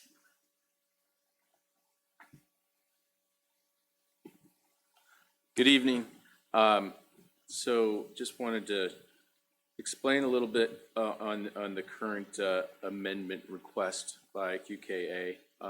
The initial proposal for the project was for a certain dollar value, and that dollar value at the time when that proposal was submitted in the spring of 2022 was for a project of replacement of the classroom, 7 classrooms, demolition of, first of all, demolition of the existing 7 portable buildings and replacement of those buildings with a new ground-up structure. At that time, the proposal did not include swing space, which is a need for construction, so there was a need to supply portables for a place for the teachers to move into during construction. So that was one of the costs that was not included at that time of the proposal, and that there are utility costs, there are purchase of the portable buildings, construction to build infrastructure for those buildings. There's also, at that time, the parking lot and pathways were not fully clarified and were not accounted for in that initial proposal. Along with that, there was also additional utility integration that was needed to integrate, to plan for and integrate utilities for the second phase, which would be phase 2, and as well as additional costs that were discovered for the CDP. Although for the CDP effort, although they did account for some effort with the CDP, it just exceeded much more than what they initially anticipated. This QKA had some experience with the CDP, but it did not account for additional 6 months of effort to work through the CDP process. So that's kind of the So is explanation. this money going forward, or is this making up costs for what's already been spent this last spring? This is actually money that's already been spent today, yes. Yeah. Okay, and that wasn't clear in the documentation, so I think it's really, so is what you're telling me verbally now basically what was in the proposal that was referenced here? Yes, it's the cost, it's, what I'm explaining is the cost difference between what was initially proposed and what is now the value of the project. It grew from day one because it wasn't fully defined, and as they defined it, they realized more costs. And there were amendments, there were proposal requests along the way, but they weren't submitted. So now we're at a point where we really do have to try and true up the costs and make sure that the project is shown for its actual value of architectural. So if this is makeup costs, and we haven't even, I didn't call for I'm asking questions already. What is the work left to be done? Is this like the end of proposals? This is the end of proposals for phase 1. So phase 1, it has its own contract to complete the 7 buildings, and 0.5, to clarify what that is, that's what we're calling it, the 6 portables or swing space. 0.5 is kind of halfway to phase 1, so it's getting us ready to occupy phase 1. It's the swing space for teachers, temporary space. Okay, and I guess if another one comes back, We don't, this proposal captures all of phase 1. There's, from here on, now that we're actually started construction, there are no more additional amendments for it because we're in construction, and we're basically scheduled to finish in August of '25 for phase 1. Okay, and so for phase 2, I guess my ask would be that we actually see a clean and clear proposal Yes. for the work that's planned, now that we know about CDP, now that we know really what the scope would Yeah. need to be, but to see a proposal before the action is called is Absolutely. my request for the district. Yeah. Do I have, There will be no more CDP. We have a CDP that encompasses both phase 1 and phase 2, so that's good. Got it. Make a motion to approve. Thank you, Sophia. I'll Is there a second. No, sorry. I just wanted to get that out of the way. Thank you for coming. I know this is a little bit awkward because I think the cost increase, which is substantial, $6 million is a really substantial amount. It makes sense because of the scope, but I think it just says we need to make sure we're scoping things out. If not, like in the early stages, like we need to be approving the proposals before the work is done. And I kind of feel like I'm fine giving a pass on this time, but it's a big pass, and it's in hopes that we do take a closer look at the other projects too, and just to kind of anticipate now, and even if it's like in chunks, to have a little bit of a heads up to say, we're not sure how much this is gonna go over, but even if it's like a periodic, we think this might be 3 to 6 million and over, we're not sure, we'll be coming back like in the next month with something. And because I know sometimes it's hard, because we're also under the pressure, like, we want to get this done as soon as we can, so you don't want to wait for the board meetings to like get approval to do something, when that's like 3-week delay adds up, and all of a sudden the project costs $6 million more for that reason. But I just do want to say, like, if maybe it's a kind of a good pause now over the summer. I know there's still work, there's still a ton of work going on, but we can kind of just check in on all our projects and make sure that we're tracking to be on budget. And if we feel like we've been learning something about coastal development plans, I know in theory it shouldn't impact anything else, but like flex space, like, that's probably something we could think about, at the beginning of a project, like we kind of know we're going to need that. So I would just suggest maybe let's kind of do a quick regroup so that we don't, so we can make sure we're proactively approving proposals before they happen. I agree with Sophia, and it had to do with QKA and with the contract. That's why a couple of months ago, I was explicit in adding the clause that said, and will comply with CDP. It's so much easier to pay attention to what the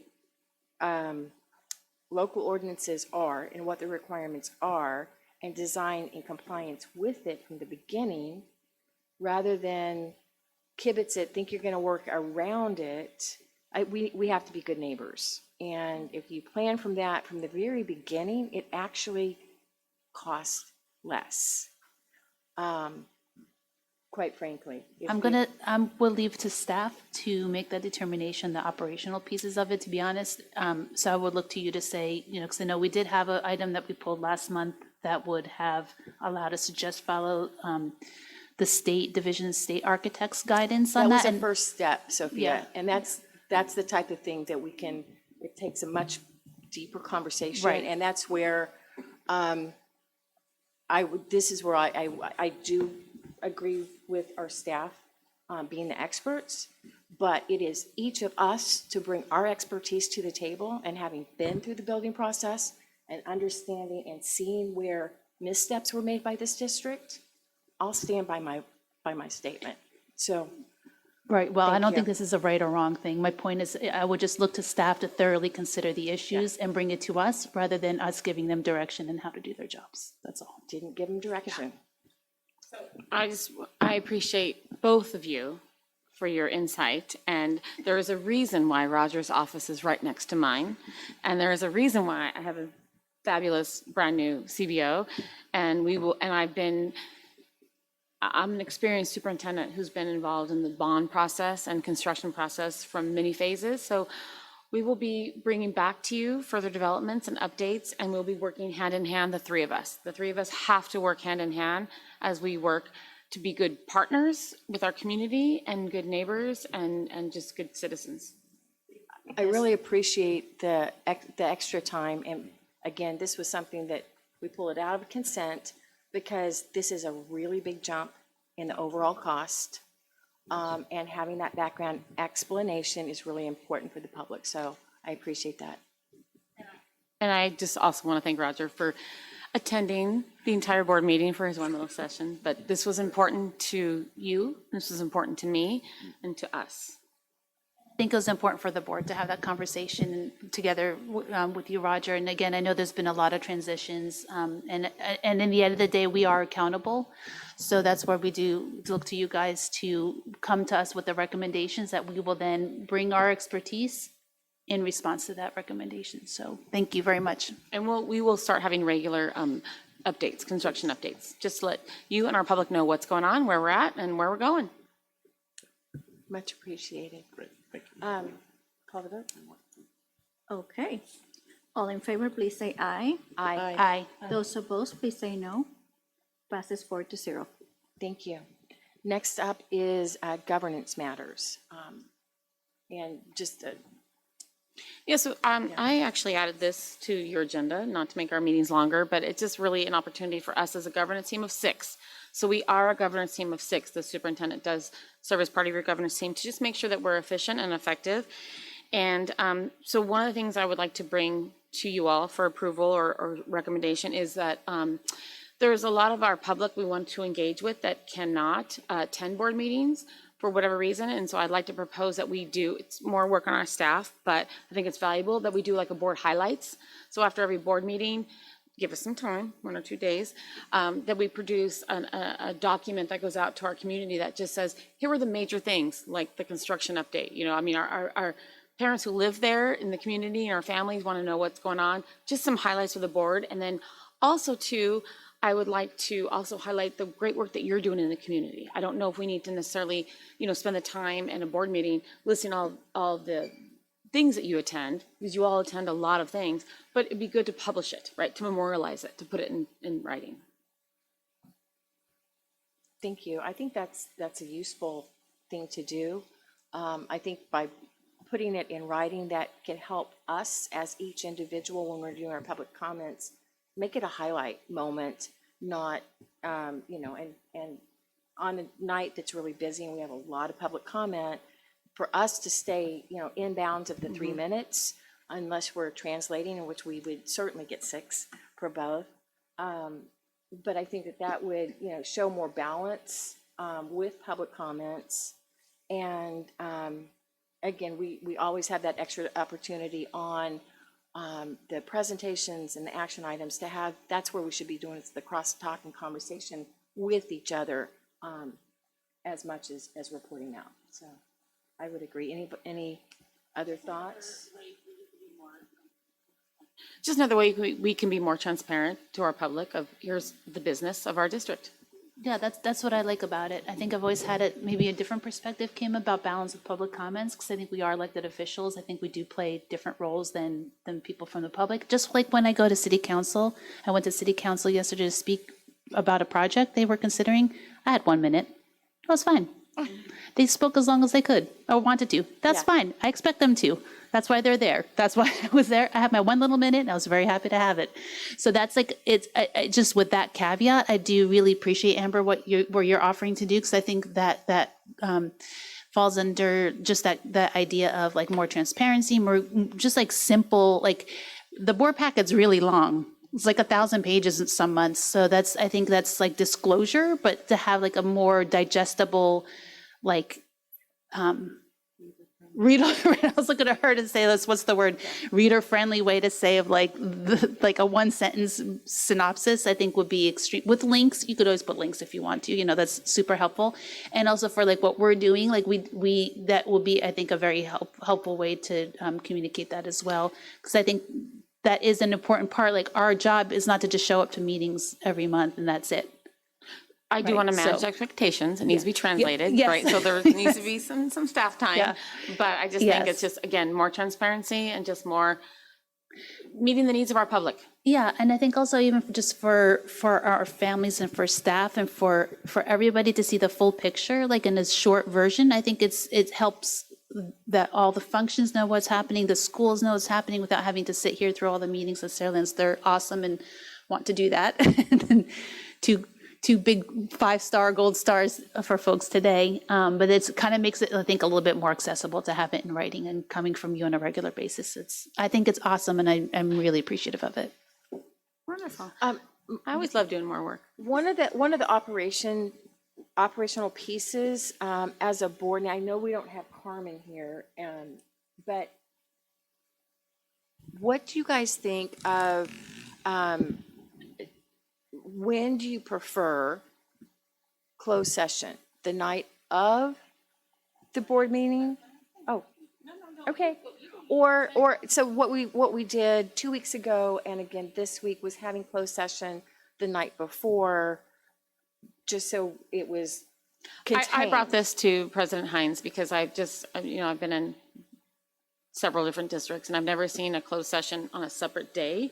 And I'm just trying to be very conscientious of this is not your full-time job. I realize that, and this is mine, but it's not yours, full-time job, of having closed session either before or after a board meeting on the same day. We used to do it like that, but our board meetings were so long, and then we were not feeling like we had enough time in closed session because they were really topics. So that's how that started.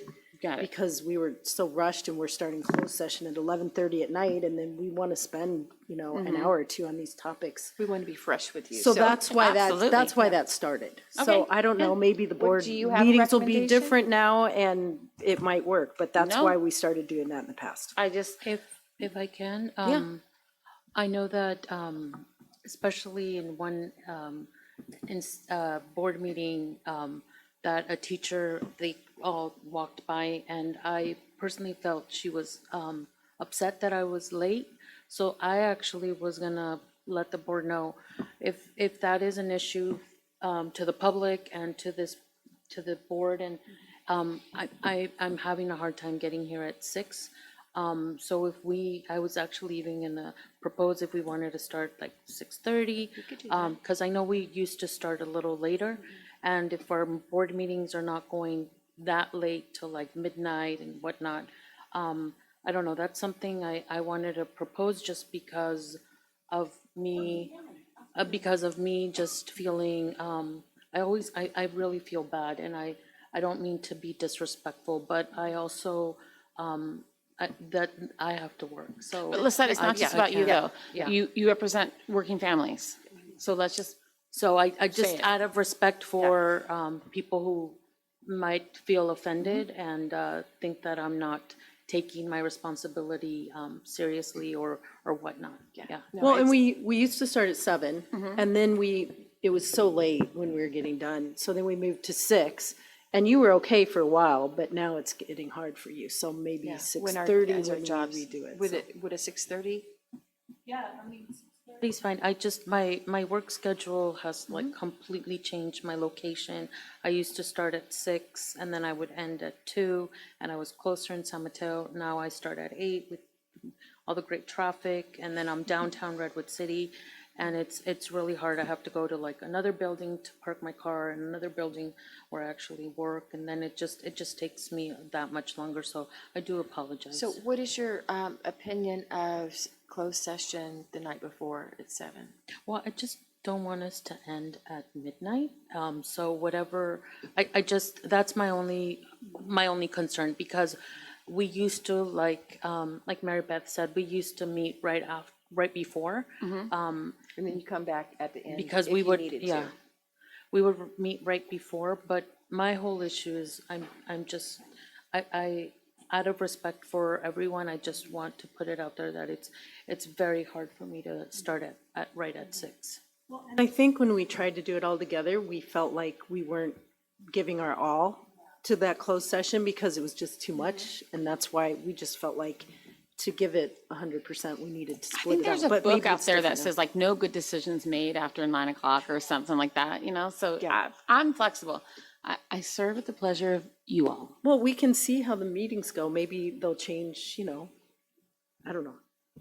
Yeah, I mean, I'm fine with like the Wednesday closed, the Thursday, like public, maybe shifting it to 6:30 so that. I agree, absolutely, And 6:30. for closed session, do you want 7 o'clock or 6:30 also? Once I'm here, I'll stay as long as I have to stay. It's but just for getting closed here. session, So what you'll time? hear me say Closed this, I session. just Wednesday need, closed I need session? 3. Do I hear 3? Well, For just to be 6:30. clear, for 6:30 for a regular meeting, public meeting. Do we want to change it now, or do we change it January? I think she'll be okay with that. Because we have to change our board policy. It's in our board. Oh. So that's Yes, why when We we have to change the change our time. board policy, but we can bring it. We can bring it. We can bring it next board meeting. When we did In it August? before, we did it at the beginning of the year because we had already published on our website all the meetings through the end of the Oh, year. I see. Good So point. we Good can point, also Brenda. bring to think the about. calendar for Yeah, adjustment. okay, so we can adjust it. Rosa can I do it. think this is a good time to Yeah. do it. Once, because we're moving to the new platform, so we're gonna change our whole Yeah, So our so whole you- That's right. system. That's all we have. The for- tech. So I think this Yeah, is a good time Does it to have to do be it. something in open set in, on item 5, or does it go in the consent agenda? It can go in It consent. can go in consent, both the Next meeting. the board Got it. policy, bylaw, sorry, and the calendar. So we would have to do the next meeting at the normal 6 o'clock time, because it not Yes. changed yet, and then, but we Yes. can approve that meeting to heretofore after that, so that will be starting the September we can meeting. call it meeting to order and wait till you get here. We can start at Yeah. 6:30 if you agree now. Okay, we can start at 6:30. You have And three- then we yes. change the policy. I'm okay to Yes. do that. I just don't know if, we just got to make sure everybody knows. Yeah. We will. Because we'll get it all PTOs get the published. words out or Because something. it's August, so we have some, we have some Yeah, and extra we'll time. we'll do the that's true. closed session the night before. I've been connecting. Yeah. Make sure we get it Does it out. matter 6:30 or 7 for? No, 6:30 is fine. Okay, then For let's do closed session 6:30. also. That Let's way do we- that for consistent, because otherwise our brains are gonna I agree. glitch. And we'll just make sure that Because we, closed sessions are special meetings that are not part of regular. We don't need to set a time. It's Okay. just. you let Convention, me- yeah, it's not an official time, but Yes. let's just, I think we have like, I don't say gentleman's agreement, gentlewoman's agreement, gentle people's agreement, let's say We'll have gentle a neutral term. governance team agreement. Yeah, that, we'll just do that, do it at 6:30 Wednesdays for closed session, and then 6:30 Thursdays as calendared, but 6:30 instead of 6 o'clock for the, and Rosie and I will work on the communication. yeah, and the logistics and do the stuff. Okay, perfect. Perfect, sounds good. About the board highlights, can I just get some clarification number? So we're gonna do the highlights of the meeting and also highlights of the board reports? Yes.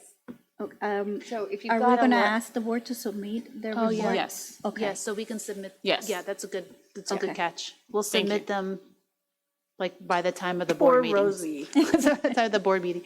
Just give us like a word count target or something. Well, because a lot of the times it's you, like, for example, the graduations and promotions, you know, instead of 5 people saying, and I also attended, and I Yeah. also attended, I also attended. Just now it's in writing, just- it's right. easier. Yeah, and plus, then not everyone listens to the board meetings or comes to the board meetings. Right. This way, I think it'll be more clear to everybody, you know, what's Correct. going on.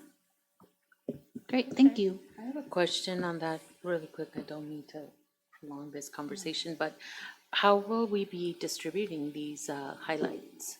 I'm just curious.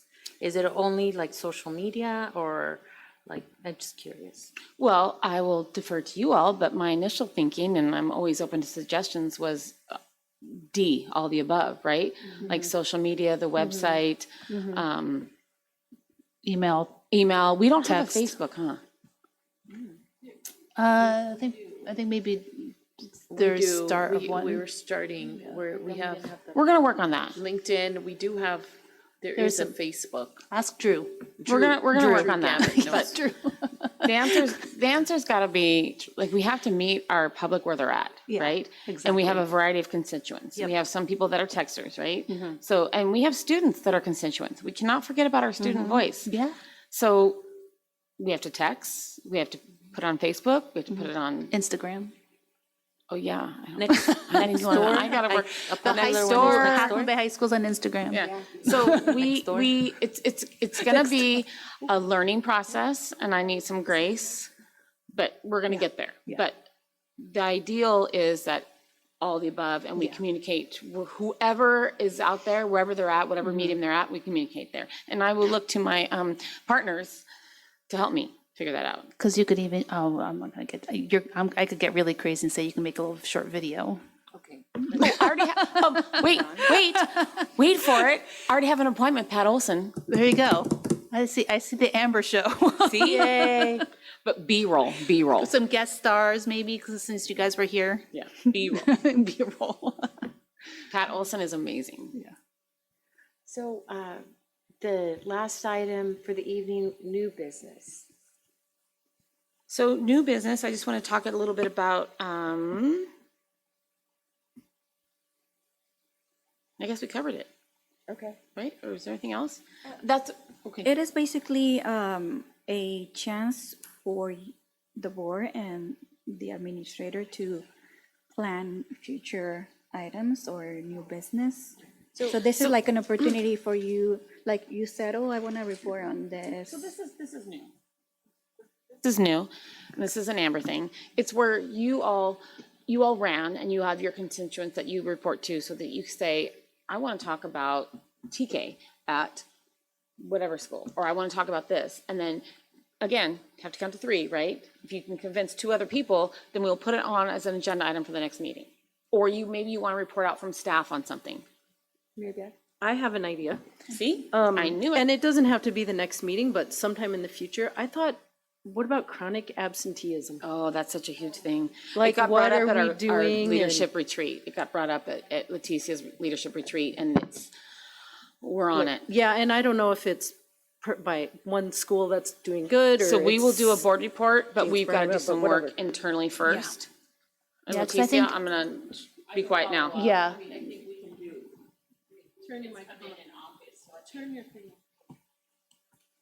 I think maybe October to get more rich data? Or do you want like, because I know we do have a plan, it's part of differentiated assistance. But I would say if we want to look at data, probably October. Well, Is that better as a, and I guess, here's my question. Study session? Yeah, we've talked about study sessions and we haven't figured out which topics we want to do as a study session. So I guess maybe we. Has the we've county done named- anything with the board, Leticia? Not the county, but the county does a lot of work with our team No, I know around that, chronic but- absenteeism. You all need to be informed. We are in differentiated assistance, which is not good for chronic absenteeism. For chronic absenteeism. So that and- might be and worthy academic of a board achievement. study session, but again, that's more of a time commitment for you all, so I'll defer to you. We can either do a board report at a regular scheduled board meeting, or we can do a study session. And we can bring our county partners, I mean, we're their favorite. Yeah, they Don't love tell us. anyone. They'll come and they'll do a board report at one of our board meetings, should you wish. I'm fine for you guys to kind of think about how you want to organize and coordinate with the board president to like figure Perfect. out the cadence of it. But I think we should kind of as a standard thing have some more year-end reporting, so year-end attendance reporting. We talked about, I think, with your predecessor, Amber, before the transition to have like attendance, tardies, what were the trends that we saw this year? So, and it relates maybe a little bit, Leticia, to remember the data thing, the 10 steps data, or whatever we were calling it, the KPIs. So I think, and it relates to previously, I think it was the last meeting I had requested maybe some kind of workshop or study session on student outcomes in general. So like more of just of a deep dive understanding who's passing what, who's failing what, like who's getting left behind, or I know we don't try not to keep kids behind, but like, you know, more outcomes besides, like, I know we see like the CASP data and all the stuff that we have to see for the various things that we have to see, but like a more, and maybe it is the KPIs, like a KPI review. And I don't know, I don't remember what the timing of that would be based on when we saw it last time, but certainly some year-end data review, I feel like we should have. And it's one thing to see thinking about how you present it. There have been nights that we would look at all of the charts of all of the dials. But at the end of the day, our eyes glaze over because there wasn't a summary of, yeah, and this is what we can do about it, or this is where we need to double down. So you can have all that data, but it's like, okay, here it is, but then these are our options for addressing it. And I think that's what makes a public meeting meaningful when we talk about data. So we can go at this two ways. I mean, KPIs, I mean, if we're talking about K through 12 So data, KPIs are key performance indicators. thank you, are key performance indicators for 12 grades for under, and what is it, 5 different key subgroups that we have, we will get in the weeds and eyes will glaze, right? So, but we can bring that to you. But I think the focus that we have as a department and previous last year is really focusing on the differentiated assistance. We're focusing on 2 things, on the chronic absenteeism, because I mean, it's part of the KPIs, but now the state's telling us these are your 2 focal areas, and academic performance. And so we can take some just selected grade levels that we selected in KPIs and only focus on the academic performance. And we could, I mean, I can't be a 7-minute presentation. It'll have to be. I think that'd be like more of like a special board meeting, Yeah. like a few hours. And we to can deep bring the dive county to yeah. talk about what it is and the strategies that we're using. We're using data chats. We meet 3 times. So there's a lot of good work that's going on there, but I don't think it could be done in a 7-minute presentation or 10. Got it. And again, that's where you guys understand the content and what it takes to have that conversation. There's some things that, yeah, we can read in the report and digest and have the summary. But then there are other things like, facilities master plan. Again, we're not going to do everything in August, but I think that that's worthy of a study session just to update. Especially because, if we just voted last month to say, yes, we're going to have a bond measure on the ballot. And, the last thing we need to do is like, oh, let's wait, see if it passes and then decide what to do. I mean, I know that this district already has a number of projects in mind. What does it mean? And, what are the estimates for some of those projects? It's the beginning of the due diligence, that we kind of keep our eyes on the prize. So I really appreciate you putting the governance item on here. We may not spend as much time talking about it every month, but I think gives us that opportunity to, as a governance team, kind of self-check and pull it around the edges and make sure we're all on the same page. So. I have more if you want to hear. Oh, yeah, absolutely. Another one that I talked with you about, Sophia, was CTE. Maybe we're both on the CTE committee, but it's hard to know everything going on. So I don't know, maybe Lisa Longacre would want to do a presentation for that, because I feel like it's pretty important, and I feel like there's a lot of work being done, and I feel like they're trying to go different directions, and so that was another idea I had. And then another thing I was thinking about, and I don't know if this is appropriate or not, so, but I know Bianca the last few years has done a lot of work in HR with our policies and procedures, all kinds of stuff. I don't know if any of that's appropriate to show us or bring to us, but I just know a lot has changed in that department, so maybe just something to think about, if there's something that might be appropriate. Are you thinking like a board report of like HR? Or are you talking about Yeah. like, or the district office, like, No, maybe more, I was thinking more HR specific, like, she did the volunteer policy, she's set up new teacher, orientation? orientation stuff, and cleaned up security, fingerprinting. I don't know, it just seems like she's cleaned up so much stuff. She has. And I don't know if we really need to know that, but it seems interesting to me. So- And like what work is left to do there? So how about this? Why don't you give me a year? Yeah. I have a new CBO, a new HR, and then, because I think that's all really valid.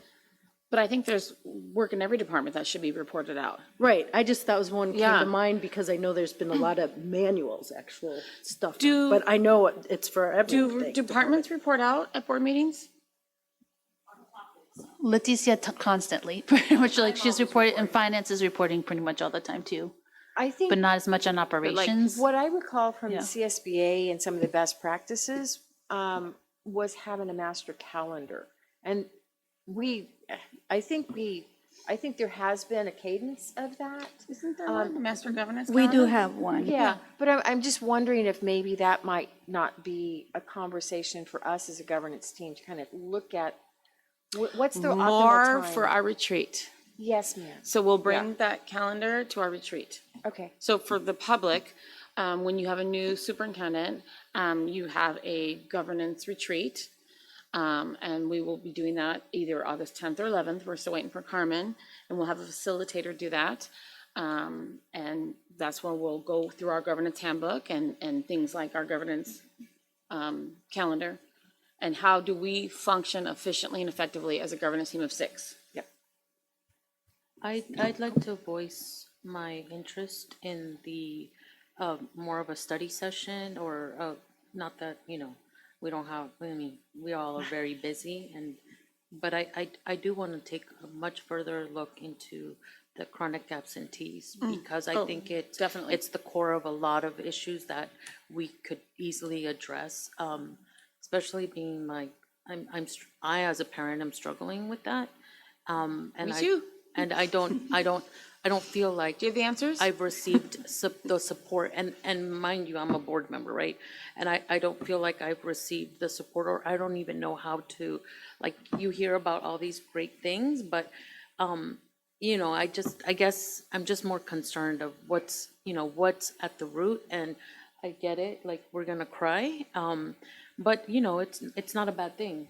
I think it's a core problem for so many. No, and I appreciate things. what you said. I think what you said is really key, is the root causes. Like, what are the root causes? And chronic absenteeism, let's just be honest, right? Differentiated assistance, it sounds nice. It's not nice. It used to be called program improvement, right? They don't like us to say that, but it really is the new program improvement, and it's not nice. We are lucky and we're blessed that we have this partnership with our county, but we're getting it because we didn't do something we should have been doing. For whatever reason, there's a variety of reasons, but we've got an area that we need to improve, right? And we've got the people to do it, and we've got a plan, or we're working with a plan, but I think it would be, I love your idea of a study session, which is more time, but bringing our county in. I mean, they're our partners to help educate you all and share, here's the problem and here's our plan. And then also here's the progress of our plan. But I'm now stepping into your lane, which I will try not to do, but I will do it. So I'm apologizing. Well, and you set the agendas and you do a lot of the work, so you work together. But and I that's think still that's clear. that's still my world. Yeah. I mean, I have So a hard time for me to letting go. sum up, like, I definitely would appreciate like a study session on student outcomes focused on chronic absenteeism, but not necessarily limited to it, because I think another area I'm interested, which relates no doubt to chronic absenteeism, is graduation rates, because I have noticed that our graduation rate has slipped quite a bit. And no doubt that's related to chronic absenteeism, but I think we need to look at that, like the holistic picture, like A to G. Also, we have not really, And the we've looked at it pipeline that once. fell apart. So we need to look at A to G. Also, we haven't done that. I think it was presented like once, but to understand where the opportunities are. And I know there's a lot of really good work that's happening there too. So most of it, I think, is to understand better, like all the work that's been happening around that. So that would just be my request, is some kind of study session early fall on student outcomes, focused on chronic absenteeism, but those other things. I know it's like, and you can kind of figure out how you want to focus it, because that could be like a 10-day, 24-hour thing. That'd be my one request, and it sounds like probably we have board support for that. My other thing I think we need to look at sooner rather than later is a systematic review of the feedback we've received from FCMAT and the county and any other parties with regards to our financial management recommendations, which I take as like a polite way to say, you really should do this. Do it, yes. I So- don't think the recommendations at this point. Yeah, so I would love to Right? kind of see, Am I would love to kind speaking of out of hear, turn? to kind of walk us through number one, they asked us to do this, we did this, we're gonna do this. Number two, they asked us to do this, we did this, we're gonna do this. Like, to have systematically through the FCMAT report, but also, I know the county through their letters, and through even like the presentation, it might have been the presentation that Bianca did around like student ratios, like that was also a recommendation from the county. But not really. That was not a recommendation. He said, that might be something that's your decision to make. Okay. But he said, here's an example of something you could fix. The county guy came and we were talking about student to teacher ratio, and I think it was at the high school, and it was. Not all the schools. It was at all the Yeah. schools, and he said, wow, Your ratio's really low. yeah, and he said your ratio is really low. There's something you could do right now. But I don't think he was giving a recommendation. He was saying, you decide, but hey, you could look at that for I starters. take that, to me, that's a recommendation. That's something to look at. It's not, your and, options, yeah. and we're Yeah, not saying, it's we're one not, of our- your yeah, again, options. it's not to say, I'm not saying a recommendation, every one of them we have to do. Some of them you definitely do, some of you don't, but like a systematic checklist, if we heard it from somebody, we should consider it. That's what I. Fair enough. And again, not to get too much into the details of it, but like an update on what we've done about recommendations. Some are more do them, some are more think about it, whatever, will be very helpful sooner rather than later, I would say, for that one. Well, as when I you guys was, come up to speed. you know, my weekend reading of the FCMAT report, there's actually, it calls out as a recommendation that we have a standing board agenda item of a fiscal update. And we do? Okay. So I think that would be appropriate to where we can kind of address that. Okay, so it's not vote, but it's consensus. So I heard 3 people interested in this study session for student outcomes. Okay, on the CTE. I would just maybe even consider amending that to be CTE and other work-based study, like including real-life learning. They're doing some really interesting work there too. I heard A through G too? That as part of student outcomes. Okay. Well, earlier in the meeting, we talked about bringing back the VAPA in the fall. So it could be that 1 month, whether it's a combination of the student outcomes, chronic absenteeism, VAPA, all of your academic programming, if we can like almost bucket within a month or two, because those truly are intertwined. I need 3 people. Me? And then you, Mary Beth? I don't know. I mean, it just seemed like it's getting really Carmen's big not now. here. Well, It seems to be getting you very want to talk about the broad. art teacher? I would see VAPA as a I little wanna bit talk about different than student chronic- outcomes, I wanna talk because that's about more chronic absenteeism. I think VAPA to me is also, well, then at that point, we should talk about STEM, and we should talk about literacy. Like, that's to me a different category, like a I different. mean, maybe VAPA's language part plan. of getting kids here so we don't Yeah. have chronic Because we also have absenteeism, like I an guess. English language master plan. So that- maybe it's not at the same time, but I did hear that we needed, I mean, your art room, I feel like we got enough to start, but And remember, we're gonna have this. we'll have this again next month and maybe, Yeah, maybe so- we'll have Carmen's voice in the room too. Yes, on the Figma update, we're saying that we're adding that to the fiscal report, right? Fiscal update, That's what the report Okay. says. That's what FCMAT says, right? That it should be at the board meeting. okay.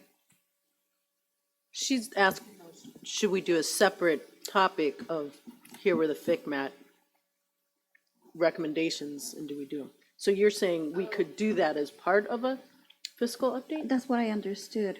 No? And I also think that as part of the fiscal update, I can refer to the FCMAT as where we're meeting those recommendations more. Yeah, but I think that- she wants laid out there, what have If you you want done? like an update on the whole FCMAT report? I think we need an update on everything they said to do. Like, I honestly really do. Like, if they said you should be doing a bottoms-up budget, we should kind of hear an update on where are we with being able to transition to doing that. I mean, there's a difference between like the 3 recommendations, the 3 main Yeah. recommendations that they made, or the, I don't know, or the like 20 sections. Yeah, the nose. I think it'd be valuable to take a look at the nose. And that's what I'm talking about. Yeah, I mean, there's a lot of them. We can't do it all in one meeting. Yeah. But maybe you can tell us, so you're the what? Yeah. I hear, what I'm hearing from you is there's a desire by at least 3 of you to look at the FCMAT report, and now the how will be us figuring Totally. out what that looks like. Exactly, yeah, so my what would be to understand for, especially for those top line 3 big things, position control, where are we with that? Where are we going with that? And it might be a years-long process, and that's fine, because we need to be really clear on that. Yeah, and number 2, where are we with bottoms-up budget? And number 3, I forget what the third big one was. Consultants, yeah, where are we with that? Oh, yeah, which that we know we got solved, but you can like formally, we're not talking about that now. You can formally report out on that. And then I would say a lot of the no's, some of the no's were just states, like you met something, you didn't meet something, rather than you don't have this or you do have this. I would say go through it and whatever is that you think is an action, include that too systematically. We'll figure it Yeah. out. So that was I would do plus like a regular budget update each month. I think that's important too. But I just want to reiterate, I really appreciate you guys bringing that up, because the FCMET report, in the FCMET report of 23, it said that we really didn't do anything from their recommendations from 2020. So let's make this a priority now to do that. Do I heard that from 3 members? Okay. This is not part of, it's more part of operations, but it's the practice of many districts in California to limit items to 20 minutes. I just want to ask 7, you unless it's a big one. if you want me to keep an eye on the Yes, time. please. You mean 20 minutes including question and answer? Yes.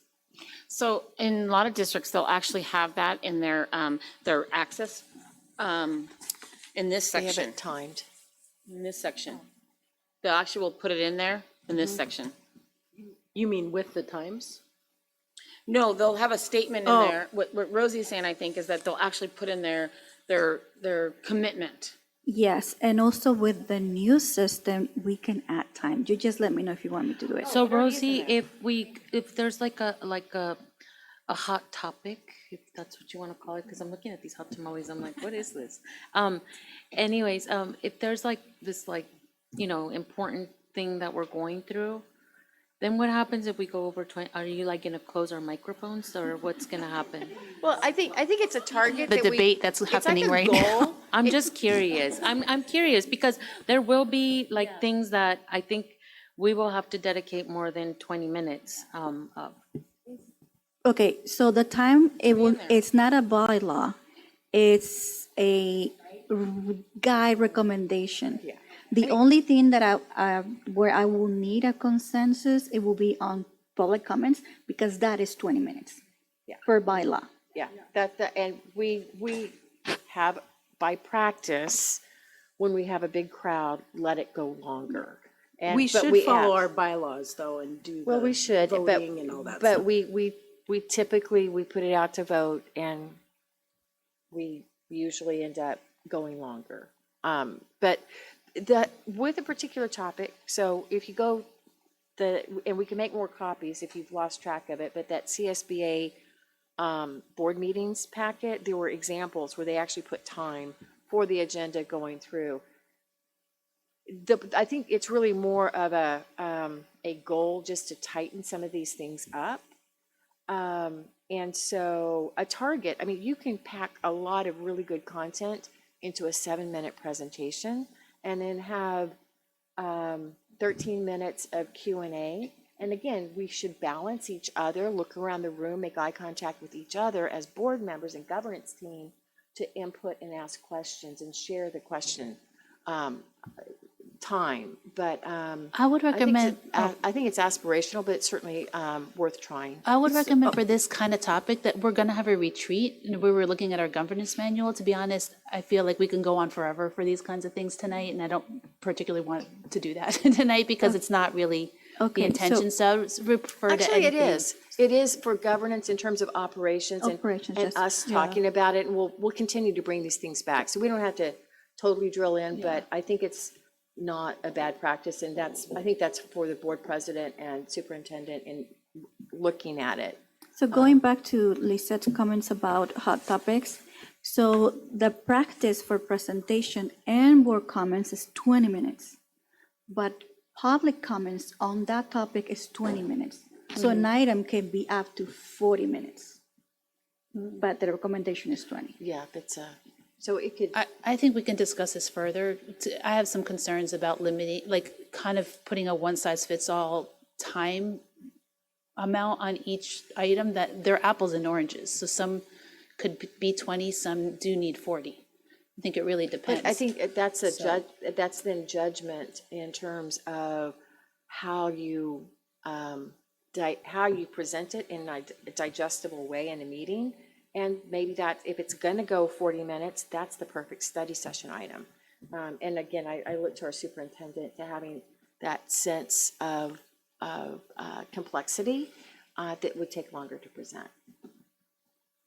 I would say I would prefer to not have time constraints of 20 minutes for each item when they're all very different. So either we vary the Again, this amounts. isn't again, this is discussion and it gets information on the table, so. And but we'll have chances We'll have, to. yeah, we're gonna we'll review our revisit. governance, everything too. Yeah. Yeah. Yeah. Retreat. I think they're guidelines. I think we should talk about it at a retreat. Yep. Yeah. And that may be something that we can vote on and put into our handbook. Yeah. Okay. I don't know, I think it kind of fits with governance, and the last item I would have is that when there are committee meetings, like the budget committee or another, if people are gonna reference a committee meeting that was had, if there's some way, and it doesn't have to be the, I don't know, the person that schedules it, but if we could have a synopsis of minutes, it's not about agreement or decision, but especially when we have two board members attend, and because of Brown Act, you know, you don't want to have that serial conversation, but it leaves the other board members out, not having the same information. And so at least having a sense of what that discussion was. I know we could each one-on-one go track Jennifer down, you know. And Jesus was always gracious in repeating, but if there are some minutes captured, maybe that would be kind of like highlights of the meeting. I was gonna say that if that could be included on Yes. Yeah, Amber's report, weekly report. You call it WIP? I think that's great. yeah, We can, We can review yes. my weir. My weir. yeah. No, that would be lovely. That would certainly meet the intent and my request. Okay. Upcoming future events, July 12th, last day of summer school, July 4th, Independence Day.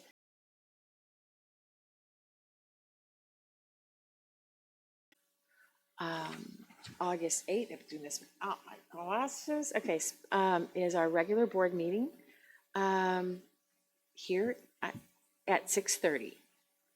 And then we'll have we'll do closed session the night before. Do I have a motion to adjourn? Moved. Do I have a second? I'll second. Thank you, Sophia. All in favor, please say aye. Aye. Those opposed, please say no. Passes 4-0. Thank you, everybody.